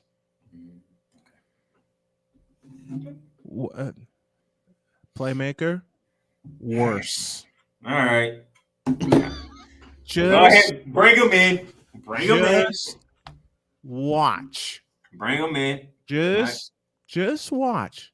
And Hawk, I have a present for you before we go to that other. God damn! I pushed the wrong button again. I'm sorry. I forgot I don't have 3 monitors available to me. I only have 2, so I don't have my full studio setup yet. I apologize. I am sorry. I won't have the full setup until I build the doggone thing. I promise y'all this. Matter of fact, as the season goes along, I'll tell Hawk TV of a forward that's much better than LeBron James before LeBron James was cool. His name, Adrian Dantley. I'm gonna tell you, watch. By the time we get to All-Star Weekend, y'all gonna be like, damn, Walker the Fourth is that boy can play. Doubt it. Watch now. He had his chance in San Antonio. I watched him play. He can play with the Spurs. He was good there. Now, you say he won't get a chance here with the Lakers. Gotcha, bro. Okay. And you know why I'm saying exactly that. Yeah. You just think of key players like Chris Bosh. Yep. Kevin Love. Yep. Mario Chambers. Yep. Antoine James. Should I go for? Should I go? Actually, you don't need to. I don't know why I said it. They just proved your point. They don't watch basketball because they would have watched the Spurs. They would have seen Walker the Fourth. That boy is entertaining. He won't be for long. And I'm not poo-pooing on Walker. Trust me. Snowman deal with LeBron sessions got him button crazy. Hold up. Let me find what I need to find right about here.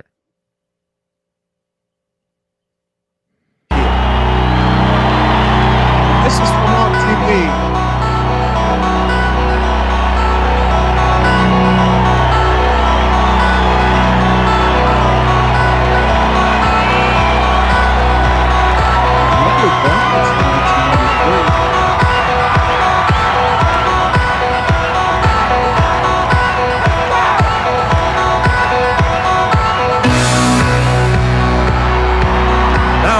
Ladies and gentlemen, with head coach Paul Westphal, here's the starting lineup for your Phoenix Suns.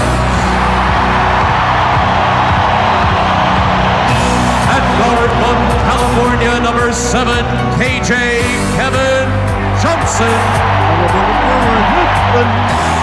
At guard from Central Michigan, number 9, Dan Marley.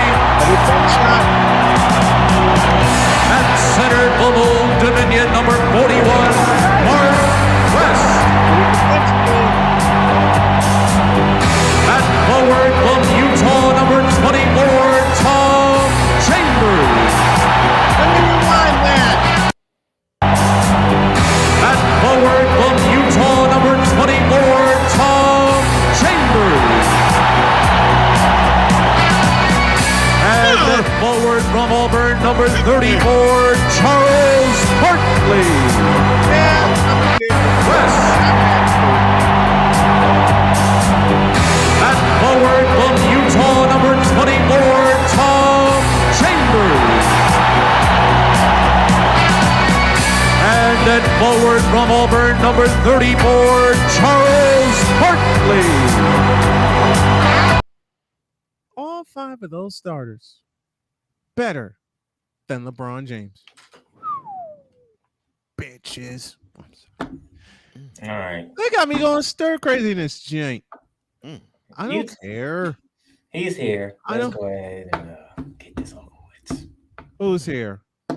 Because I've been waiting for him. Oh, Ever since this season started, and I watched opening night. time out. Time the hell out. Time out for what? I got one more line. Actually, you know what? Go. All right. Go.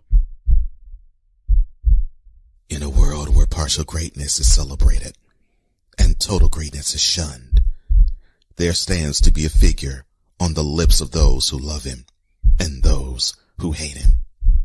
The inane comparisons to Michael Jordan and Kobe Bryant continue and has existed since 2003. There is no end in sight, for the battle between those who unconditionally love and unconditionally hate him wages on. These are their stories. Welcome to the Bronzexual Confessions. Now, I know we're going to go overboard, but I say to my partner, on your mark, get set, cook! Why, thank you, sir.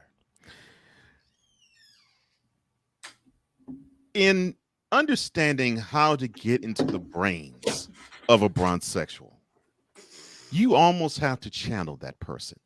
You almost have to dive deep into the skin and just feel the idiocy that comes out of their mouths. It seems Don't to become. you ever suggest that again? It gets worse and worse by the day, and we've had to deal with this for 2 decades. And I really don't believe bronzexuals understand how your king looks when you root for him the way that you do. Oh, God. But to give you a good illustration, I think it's time you should look. LJPN is sponsored by HoFacts. Before she hoe, and you gotta know, tell her to show me the HoFacts.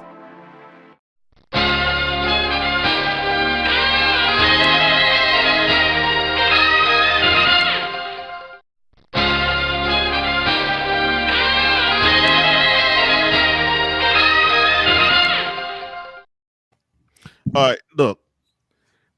If Buster come and speak, shut him down. I gave you 3 Schlitz malt liquors. That's all. You should be fine as it is. But No. but you don't do your job, except for when you're in the bedroom. But you don't do your job. Do your job, son. When Busters talk, shut them down. And only pom pom wafers, because I don't want the chip and the chap from anybody else. Got it. Well, guess what? You're gonna get it. Nice. I was here. Saying. Now, people talking about Braun team, the Laker, being 0-3. Saw that disrespectful picture of what that milkman that was guarding Anthony Davis. Yeah, he had back returned to him when he's shooting a 3. Because he can't shoot. Look, man, back was turned and just so disrespectful.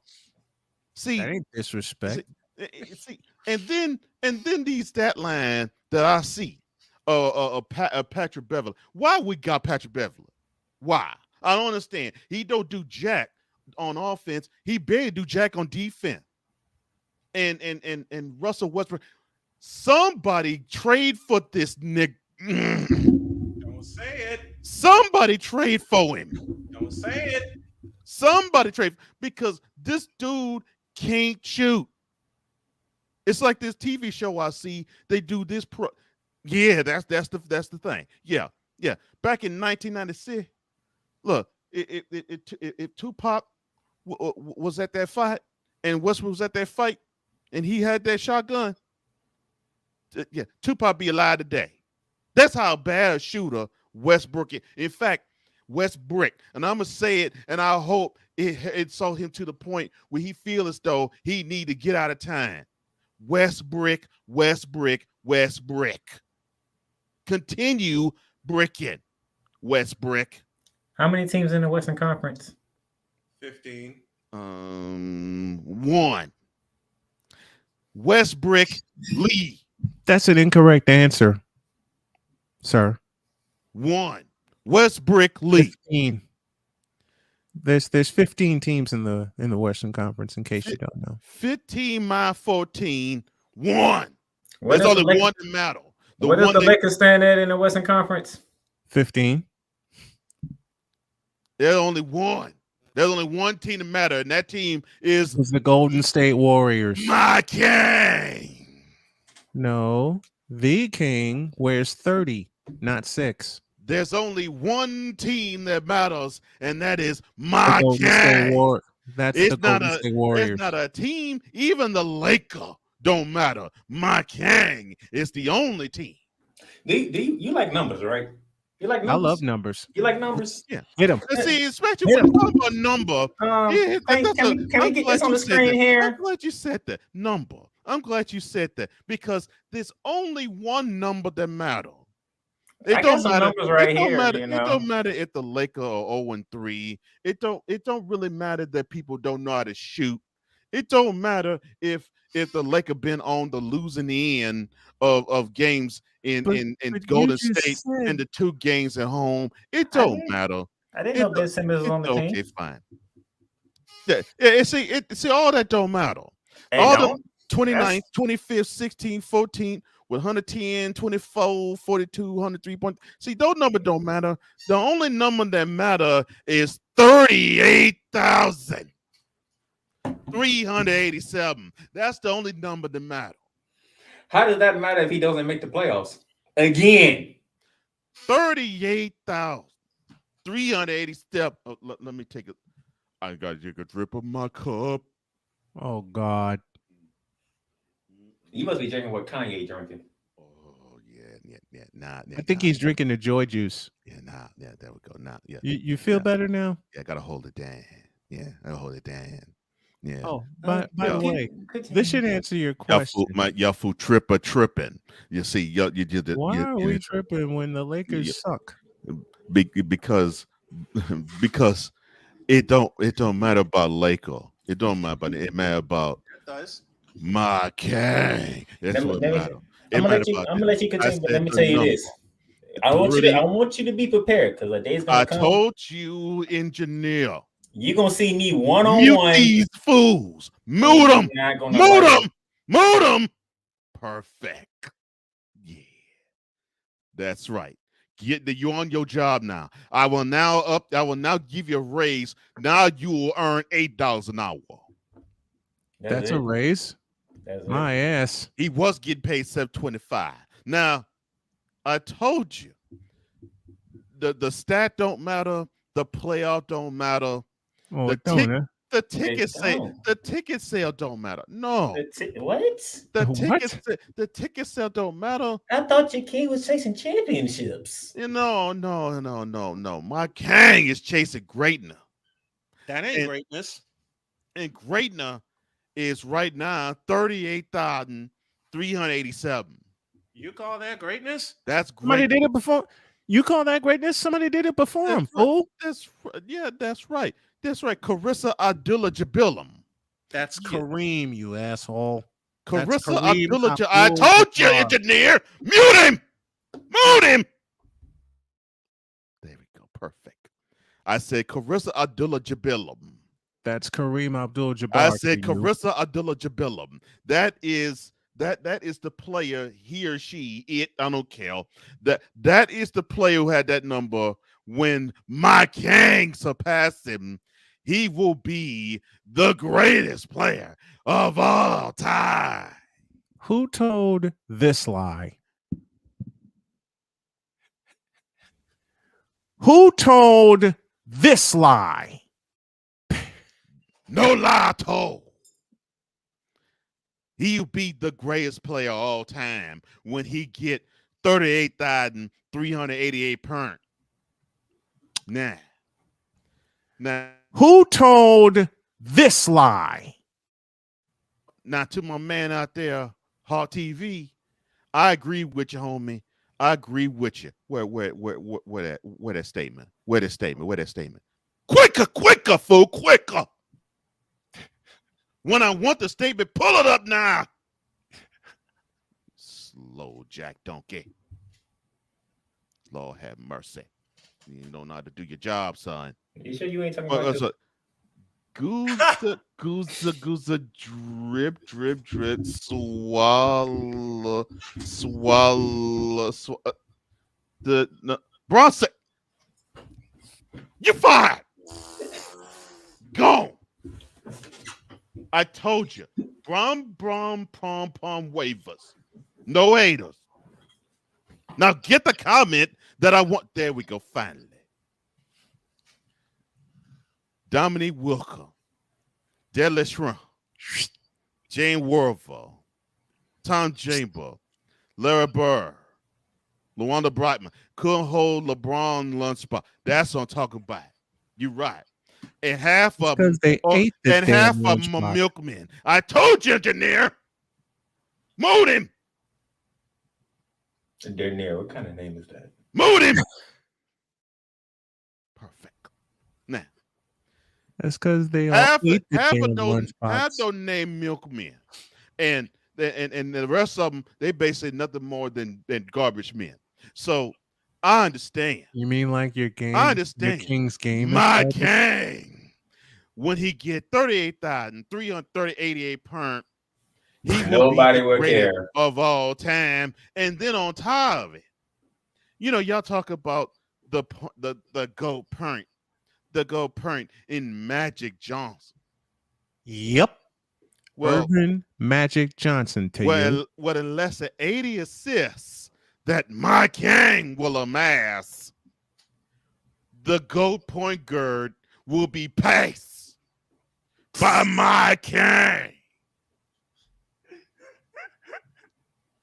And the goat point guard will be my king. But I don't want to talk about. Hold on, wait. Didn't his best friend just get 11,000 career assists? But see, I don't want to talk. I want to talk about the Carissa Abdullah-Jabbar, and I don't want to talk about Magic Johnson. No, I don't want to talk about those. That's Johnson, you fool. I don't want to talk about them. They so in the past that I can. They so in the past I can just simply go, and I'll be coughing from the dust that come up from the body. I ain't talking about them.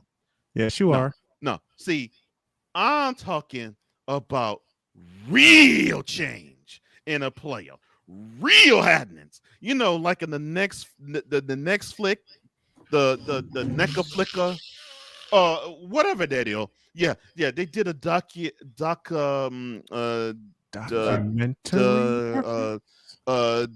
Ducking You Find Me. Yeah, they did a Ducking You Find Me about the ridiculous, no. The repugnant, no. The repugnant, no. The no.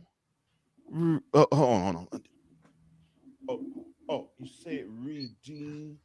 Okay. Yeah, the Redeem Team. Yeah, I saw that documentary, and there was You better not go there. I'm warning you. There was a what? There was a what y'all call bronzexia. I call a man who know what he talking about.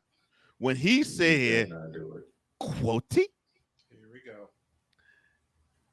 LeBron James on the Redeem Team saved America. Close quote. And so with that being that's some grade A homogenized whole with that being said, so that being said, who told this lie? Thank you. Yeah. Oh, shit. He saved our country. You know, we were horrible in 2002. We were horrible in 2004. We were horrible in 2006. But 2008, you brought up 2004. a man rose from the ashes. He came to the aid of Team USA. He put them on their back, and he lifted them to a gold medal. No, that's right. He saved America with his play. He saved America with his leadership. He saved America with his absolute brilliance. He saved America. So let's take this time to celebrate a true America. LeBron James, a.k.a. my king.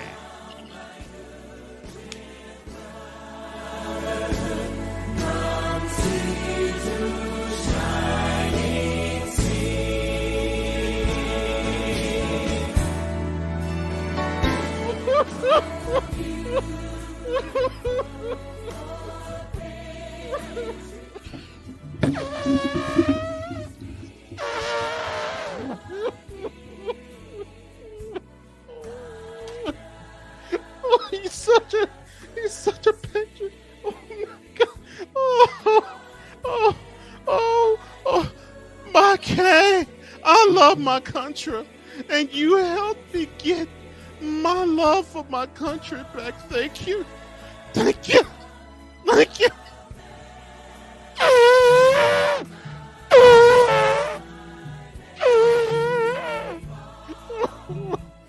my God. My king. Oh, I love you, my king. Oh, oh, oh, oh, oh, oh, I love you, my king. I love you so much. Oh my God. Oh, oh, you something else. Oh. LJPN is sponsored by HoFacts. Before she hoe, and you gotta know, tell her to show me the HoFacts.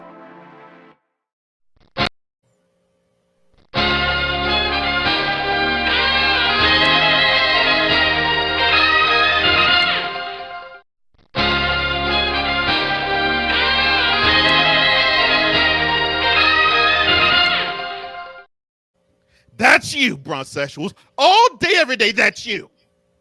You look that ignorant, you look that stupid, you sound that crazy, and you do these ridiculous takes. And oh yes, the bit that you just saw, I actually, when I was perusing social media, I actually saw an idiot actually type, quote, LeBron James saved America, close quote.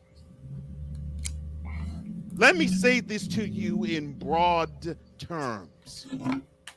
LeBron James is a basketball player. There isn't a thing that he could do to save a country. He's not a soldier. He's not a politician. Well, he isn't anything but a basketball player. And the fact that he was on 2 of those teams that was hot garbage and didn't bring a gold medal just bypasses you. You just only focus on 2008, but you don't focus on 2004 and 2006. 2004 ad where you got beaten by the Argentinian team in the semifinals, where they actually proved that you were not a team. And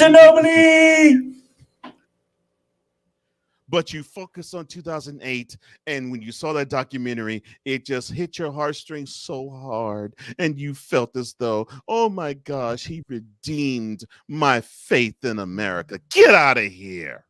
I thought that was Kobe. Hold on. I thought that was Kobe Bryant. And thank you. And the person that really saved the team, the person that really galvanized all of them, was Kobe Bryant. It was not LeBron James, because he was going along with the flow of everybody until one morning after they all went out with a night on the town, they came back stumbling drunk. What was Kobe doing? Kobe was in the weight room pumping with a whole ton of sweat already dripping down his body because he already put in 2 hours of work in practice. By the way, didn't one of the best friends of LeBron James said it was Kobe Bryant, and that would be one Carmelo Anthony? Yep. Yes. And that would be one Dwayne Wade who said it. Yes. The skewered viewpoint of bronzesexuals is why I created Bronzesexual Confessions in the first place. Because you all are so warped and out of your minds that you actually believe this dribble. And this, yes, falls under the category of the utter blasphemy. Just like Giannis losing 30 in the game 7 to KD getting swept the first round in the NBA and chosen in front of home ground and 7 getting carried to a conference and finals MVP. All playoffs long, and Jokic getting bounced the first round back in the playoffs in 2021, 2022, because it all doesn't matter. It's this. Ladies and gentlemen, LeBron James is still the best basketball player in the world.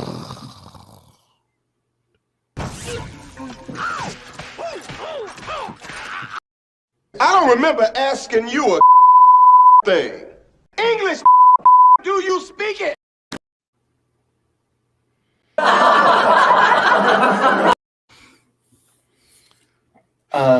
Question. Did he admit that it's not about championships no more? What?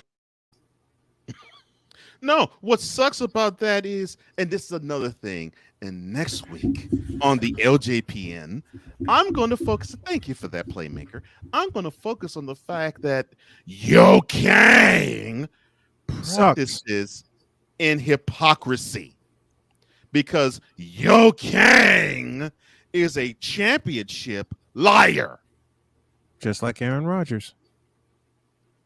Because just like Playmaker said, yeah, it wasn't about championships, and that came out of his mouth. But at another breath, it is about that, because he got a taste of what it was like to not be the center of attention when his team sucked so bad they couldn't make the play-in round. I hope you enjoyed this, Bronzesexuals, because you all look pathetic, even to those who root for LeBron James. Get him up, you thirsty hoes. In a world where logic and sense flies completely out the window, while purple and yellow glasses are donned, rises a figure who encourages ridiculous, undying loyalty. Good Lord, I'm about to throw up. This has been yet another installment of the Bronzesexual Confessions.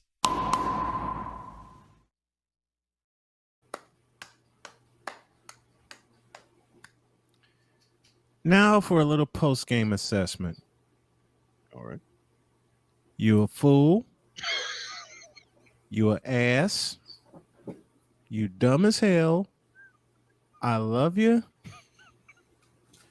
You an asshole for that for the song about America, and you had me cracking up so much I had to mute my microphone because you perfectly envisioned in my head how bronsexuals sound, look, and feel. I tell you, every week you put that hat on and go Southern Hood with it. I can't stop laughing. It's like I told you the first time you premiered it when I was in my other studio.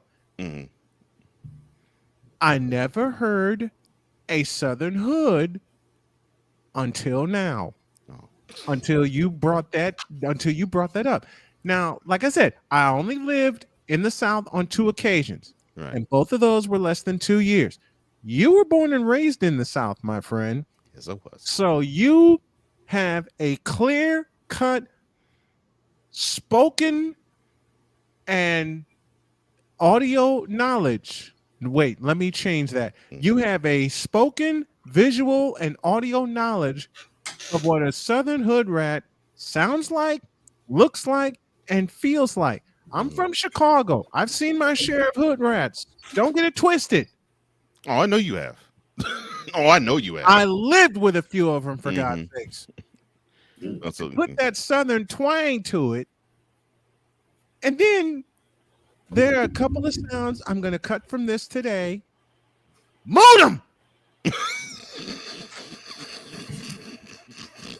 And I saved my next statement with all in my heart. You dumbass. Modem! Y'all know I'm gonna work with that, right? Oh Lord. Y'all know I'm gonna work with that, right?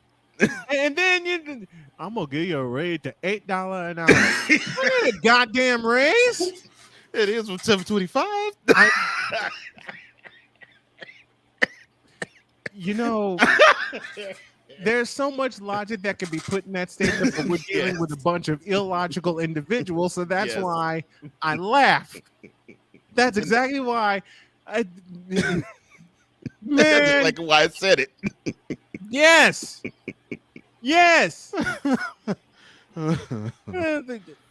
I'm going to put Hot TV's coming up here. I have a question. I have a question. No. Wait, what? No.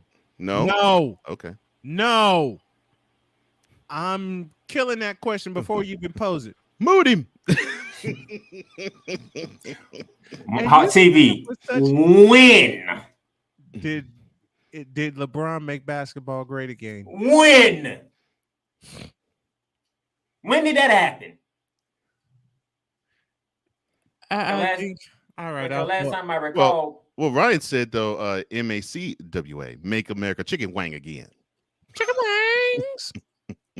And then the Hawk put this up. When? And then A Pizzle said, "Moon him."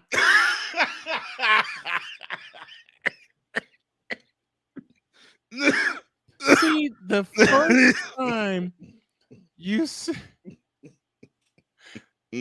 first time you were like, "Moon him." Okay, it wasn't that loud. Okay, but then when Darnell and I kept throwing barbs at you, and you played right into that, and you're like, and then you turn around, you just had this look on your face like a pissed off father when the kids kept raising hell. when you get you give them the soft voice. You give them the soft voice. Look, I don't want to beat y'all asses today. Right. You've been there, Cole, as have I. Thank you, Ryan. It is. You need to send me that LJPM picture. All right. Okay. Use that as a thumbnail. Not that we said clap, you see. But you I don't want to have to beat y'all asses right now. And he's saying it in such a calm voice. Yeah, it's real. Yeah. But if you go over a low roar, I'm coming in with the belt. Right. But the belt in this case was verbal. When you turn, I believe it was to your right side, and you pointed, He just Modem. Not mute, y'all. Not mute. Moot. Like the point is moot. Right. Exactly. The whole argument is mute. I mean, the whole argument thing, is moot, right? Wait a minute. The whole damn thing is moot, but it's funnier now. Oh Lord. That's our best. That's our new great sound now. Moodum. And we have to use. Listen, when bass comes on Friday. Oh Lord. I will have that ready. Before you play the intro for bass. Okay. I'm gonna have that clip. Modem.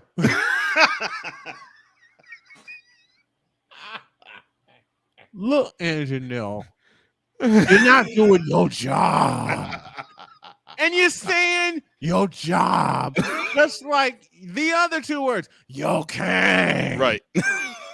Oh, well, what you call him? Because Snowman laughing. I was like, what kind of name is that? Snowman had to stop from laughing. I had to. Well, I forgot what name you sounds like. What kind of name is that? Camilla.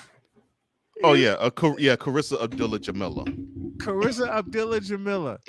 and then the moment I said that's Kareem Abdul-Jabbar to you, what do I get?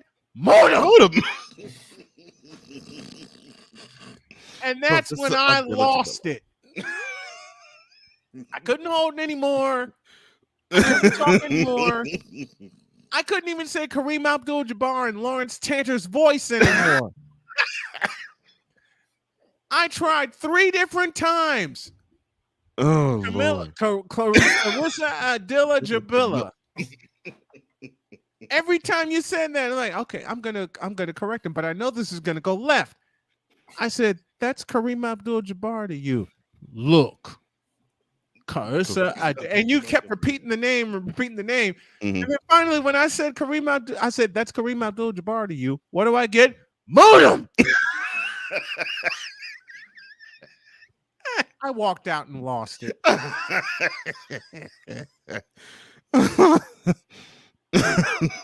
walked out and lost it. How the hell do you explain this?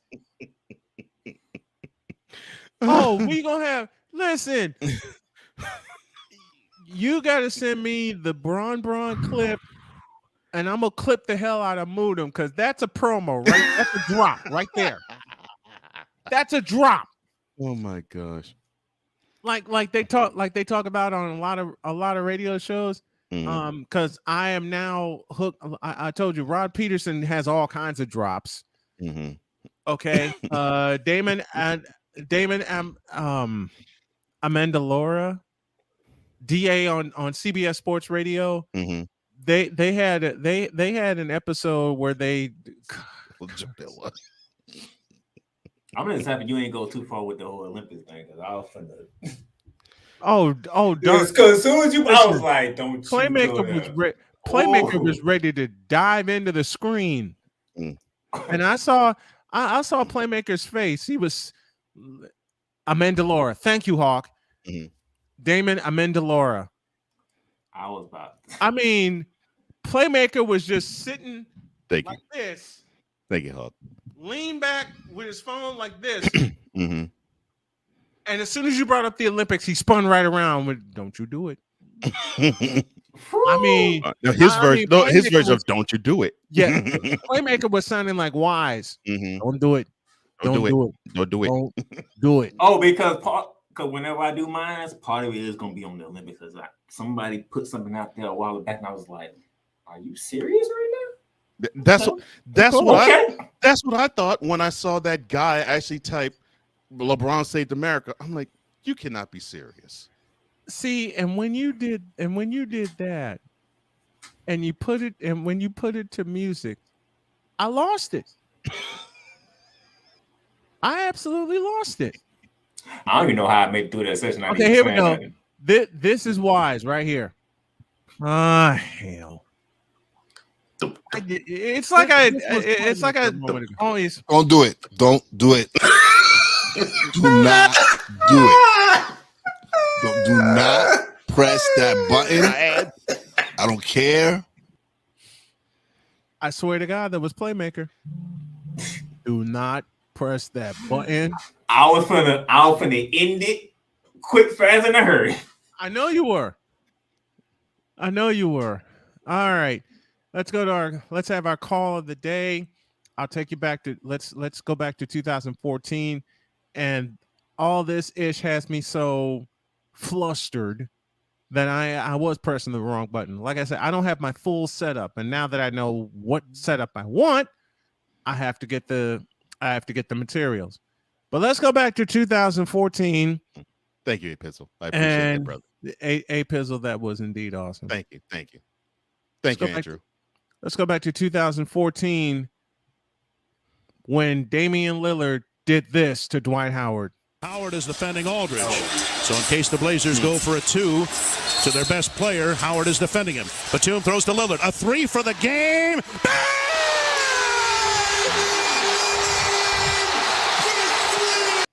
Former Blazers voice Brian Wheeler provides our call of the day, and it's presented by Cricket, the official wireless carrier. I get to do this live on the radio. To let you all know, that hurt me to see that.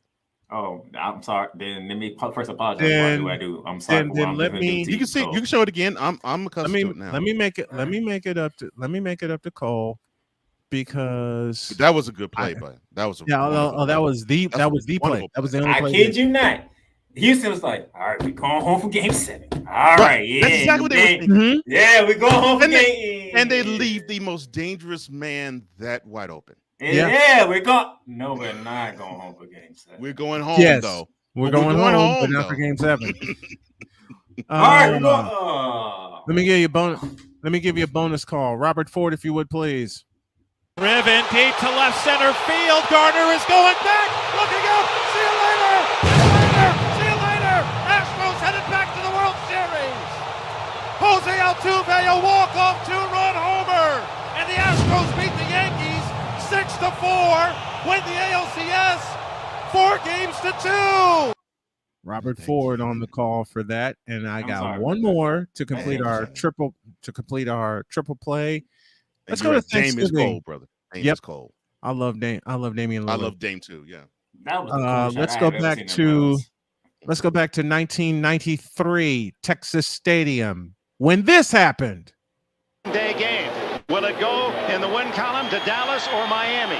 Stoyanovich will decide it as he will try this field goal, which will be 40 yards. 40 yards. Doug Peterson to hold. Blocked. Now I'm going to let this roll for a reason. Wait a minute. Well, it was in the end zone. No one covered it, and Miami did. That could be a touchdown if Miami has covered it. A Dallas player touched the ball, and then the Dolphins went on and recovered it. It's on the 1-yard line. It's not in the end zone. It's in the 1-yard line. They're going to sort it out. And there's 3 seconds left on the clock. 92, Tolbert gets his hand up in the air and knocks the ball. No, it's not 92, it's 97. Jimmy Jones. Now someone touches the football here. Watch what happens. It's Leon Lett. No! Oh, Lett, who is haunted by his super. And Leon Lett was never the same again. No. Oh, and yeah. And A-Pizzle, I felt bad for your Dolphins after that game. Well, actually before that game, because I always think about 93 being that year that if Marino was healthy throughout it, how far would the Dolphins have gone? Yeah. Who made a I think it was Hawk who made a request of me. And I think I can, I can honor it. Yeah, from the OKC game. I think I can honor it. Just a minute. He's not gonna like this one. Ew. Oh yeah, you're talking about when he sent them home. He sent them home too. And he sent them home and he waved them bye-bye. Yeah. And in the post game, Paul George said something to the effect of quote, "That was a lucky shot." That one I don't have. He waved them bye. That one I don't have. Mm-hmm. That one I don't have. Ryan McCarthy. It's Leon Lett. No. One of the most underrated football color guys, Bob Trumpy. Bob Love Trumpy. him. Love him. Who, for many years, we talked about worked with Don Criqui. He worked with Don Criqui for many years, yeah. Worked with Don Criqui for many years, and then when Merlin Olsen went to CBS, Trumpy was elevated to the #1 team with Dick Enberg. To be honest, if it weren't Dame Lillard or Steph Curry, that is a lucky ass shot. Oh no, I agree, but it's Dame Lillard we're talking about. But Paul George knows better to say that about him. Mm-hmm. And I agree, Hawk. He was a buster for that one. Yeah. Speaking of walk-offs, I'll give you one of my favorite. I pushed the wrong button again. I told this morning has taught me. I said the same thing when I saw it too, man. When James waved them off. Man, Paul George was right there. Like he was in perfect position. He was. I think Dame finished with 50 that night. Yeah, I think he go. I think he finished with 50 when he waved off Paul George. When he waved off Paul George, he finished with 50. And I'm in the wrong quarter. Okay, one more, and then we got to get out of here because I got some stuff to cut up. Matter of fact, let's do this. Let's do a little, since we got the World Series coming up starting Friday. Couple of baseball calls for you. Let's go to 1991. Hey. So do all just and beat him by a game. And of course, that's the legendary Jack Buck. Situation. Larkin is the pinch hitter with the bases loaded. And one out. He is 1 for 3 in the series. Looks like it's his left knee that is swollen. The Kitty alluding to the. And take care, Ryan. Have a great day, my man. Bye, Ryan. Thank you, brother, for everything you do. Thank you, Ryan, for everything that you do and your support for us. Braves pulled off a double play in the 6th, in the 8th, and in the 9th. The infield is in. The outfield is in. Alejandro Pena. And they're going to go back to halfway at second and short. In Minneapolis. It's funny, they're going to. Templeton now is talking to Brian Hunter, the left fielder. Jeff Blauser, the shortstop, is and of back. course, this is the late great Jack Buck on the CBS call. And there's some confusion in the middle of the infield right now. Now Blauser's coming in. They could still. Third. There it is. Bases loaded, one out. Infielders are sort of halfway at second and short. Pena in a jam. The Twins are going to win the World Series. The Twins have won it. It's a base hit. It's a 1-0 10-inning victory. 10 of the greatest innings I ever watched pitched. Wow, Jack Buck was so no nonsense with his calls. You just had to dig one in. Oh, I'm gonna. I forgot you're a Braves fan. I totally forgot about that. You just had to dig one in there. You just had to get Oh, one in. then I'm gonna dig one into Cub fans right now with this one. Let's go back to 1989, shall we? And we are in San Francisco. Mitch Williams versus Will the Thrill Clark. Then Scully. Remember, they're still in 9th inning. And the Cubs will have Salazar, Dennis Thompson. Damn it.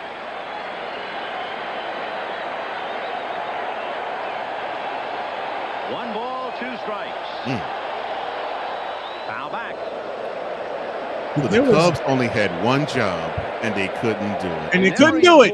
And they couldn't do it. Thank you very much. Very important moment where it's difficult to breathe, difficult to swallow. This is that moment.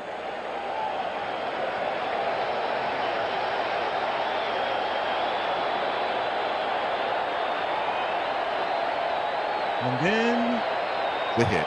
Line drive, base hit. In comes one. In comes Butler. Going to third is Thompson. 3-1, San Francisco. I was jumping up and down. I was so excited. You damn right, Jordan. I hate the Cubs. I hate the Cubs. No, I realized, hate the Chicago. I hate. You know, I realized all the team that you hate is because of their fan base. I don't know. I don't know about the Cubs if it's just the fan base that it ain't just the fan base. It ain't just the fan base. Now I'll admit, my hatred of the Cowboys is because of fan base. But go ahead. It's like Cole. It's like you described. They had one job to do in 1984. Yeah, I was about to say in 85. And in 1989. I was just about to say that the same thing happened to him in 84. And they blew it. I was going to say the same thing happened to him in 84. No, and they he's lost a Chicago to Bulls California fan. team. He's a Bulls fan. Yeah, Do he's I a hate Bulls Chicago sports in general? No. Because I have rediscovered the love from my Blackhawks. I love my Bulls, and I love my White Sox.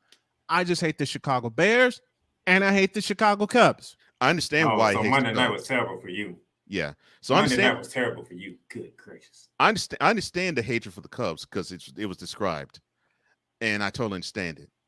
How one team is considered one that is for the people, and another team is really basically upper crust. Cubs have been described as for the city of Chicago for many years, and it's like y'all don't even care that there's a second baseball team in Chicago. They didn't even care. Which to this day, I'll tell you a graphic that they put up in 2016 on that 4-letter network. They listed all of the Chicago championships before they started the 2016 World Series. Guess which one they omitted? Not the 2005 White Sox championship. Yes. Wow. I mean, they had the Blackhawks, they had the Bulls, they had the Bears. Of course, they had the 1908 championship. The Cubs. Of course, they had the 1908. They omitted. Excuse me. They omitted the Chicago Cubs, the Chicago White Sox championship from 2005. They omitted that. See, it's that. So I understood when you talked about the perception, especially of Chicagoans, of the Cubs and the White Sox. I was like, okay, I can understand why you would dislike the Cubs. I could see that. The Bears, that was a little more difficult for me to grasp, and of hatred, not rooting for them. The not rooting for them part, I got. The hating them part, that was harder for me to grasp. It's simple. I've been asked by my late mother for years, why do you hate the Bears so much? Why don't you like the Bears? You're from Chicago. You should like the Bears. I don't. And then my mother, astonished, looked at me as if I committed a crime. What did it do to you? Exactly. What did it do to you? Well, what the Bears do to you? What the Bears do to you? The Bears didn't do a goddamn thing to me. It's just the fact that they got obliterated a couple of times by the team that I love, which is the 49ers. And my mother kept asking me, why do you like the 49ers over the Bears? It's pretty simple. The 49ers had a quarterback. I think that's the part me and Cole get. We trying to figure out why you despise the Bears. I just explained it to you. I despise New England for obvious reasons. I despise Tom Brady and the Patriots for obvious reasons because they cheated and got away with it. And we was part of one of those damn things. I won't mention the score. Don't. I hope Latina says, I hope you told her you don't like them and you don't have to like them. That's exactly what I told her. Yeah, you don't have to root for a team just because they're from the city. I don't have to root for a team just because I'm from Chicago. Just because I'm from Chicago. See, I hate the Bears. My reason for not supporting the Jaguars, that's why I hate them. Let me think. Kenny McCardell, did he win a Super Bowl? Actually, yes. I was about to say, did he go to a team and win one? Yes. I thought he did. I thought he did. Yes. Okay. I thought he Tampa Bay. Did Mark Brunell win the Super Bowl? No. Wait a minute. I take that back. I think he did. Yeah. Let me see. Jaguars, Washington. What team did he go on? Saints. Oh, that's where he won it. Saints. Okay. Brian Leftwich, did he win the Super Bowl? Well, as a coach. Who? Brian Leftwich. No, that's a player too, because it went for him, Ben Roethlisberger, when they had that chance. Oh, back in 08. That's true. Right. I totally forgot he was in Steelers in 08. If it weren't for him, they wouldn't have had that chance to win that Super Bowl. That's my problem with the Jaguars. It's like, here are some reasons why I hate the Bears. They had a great team in 85 and they broke them up by 87. Which that was ridiculous. They didn't pay the right people. Including Buddy freaking Ryan. Sitting, even as young as I was back then, sitting where I was sitting and looking at the Bears, it was as if the Bears were somewhat considered similar to the Cubs, where it's like, okay, you just got to appreciate them for the storied history of the franchise. Wow. And they play in a storied stadium such as Soldier Field. And I got that feeling from them. This is before they started to actually become a serious contender, which would be 1984. Mm-hmm. So that was the feel I got, because I remember whenever I would see the Bears, they would pump up Vince Evans like he was the greatest thing since sliced bread. Yep. But I would say, okay, if he was so great, why are the Bears always 5-11, 6-10? And it sucks because it's got 79. It sucks because you got him as a quarterback, you got Walter Payton as a running back, and you have Dan Hampton on the other side as a good defensive lineman. It sucks. I'll admit that it sucks, but I'm like, if they were great shakes, wouldn't they be better?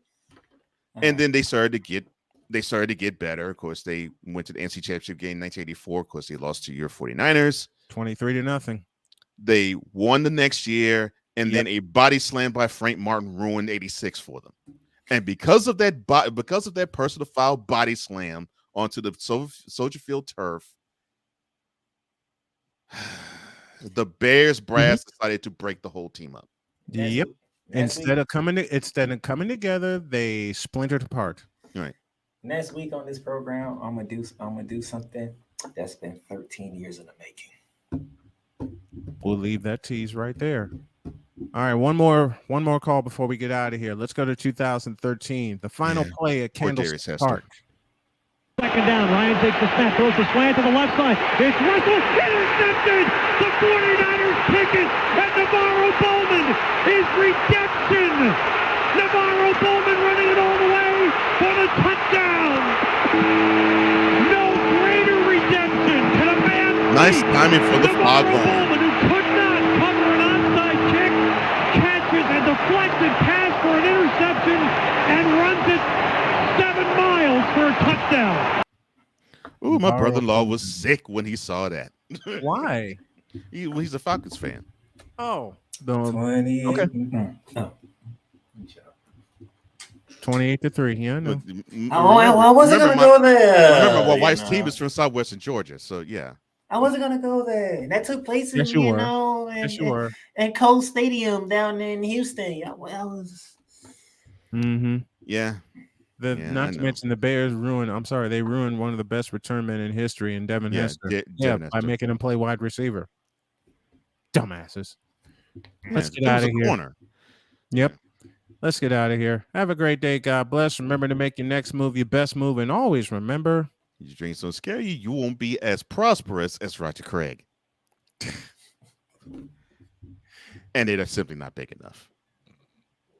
We're out of here. See you tomorrow. You ass. Dream big, do bigger. That's what we're doing. We hope you do the same. We are doing that. We're having fun doing it. We hope y'all are too. Enjoy y'all weekend. Definitely. I'm definitely going to enjoy cutting this up. And no extra button pushing. Dear God, help me. Women and men. Why is it that we have this need to clash? Why is it that we don't want to do anything at times but outshine and gloat at the other's expense. BS3 Network proudly presents a conversation needing to be had between men and women. Because do we want to compete with one another? Or do we want our uniqueness to be celebrated the most from the opposite gender? Revelations, the panel. Battle of the Sexes. Why are we aggressively in competition with each other? Live Friday, October 28th at 7 p.m. Central.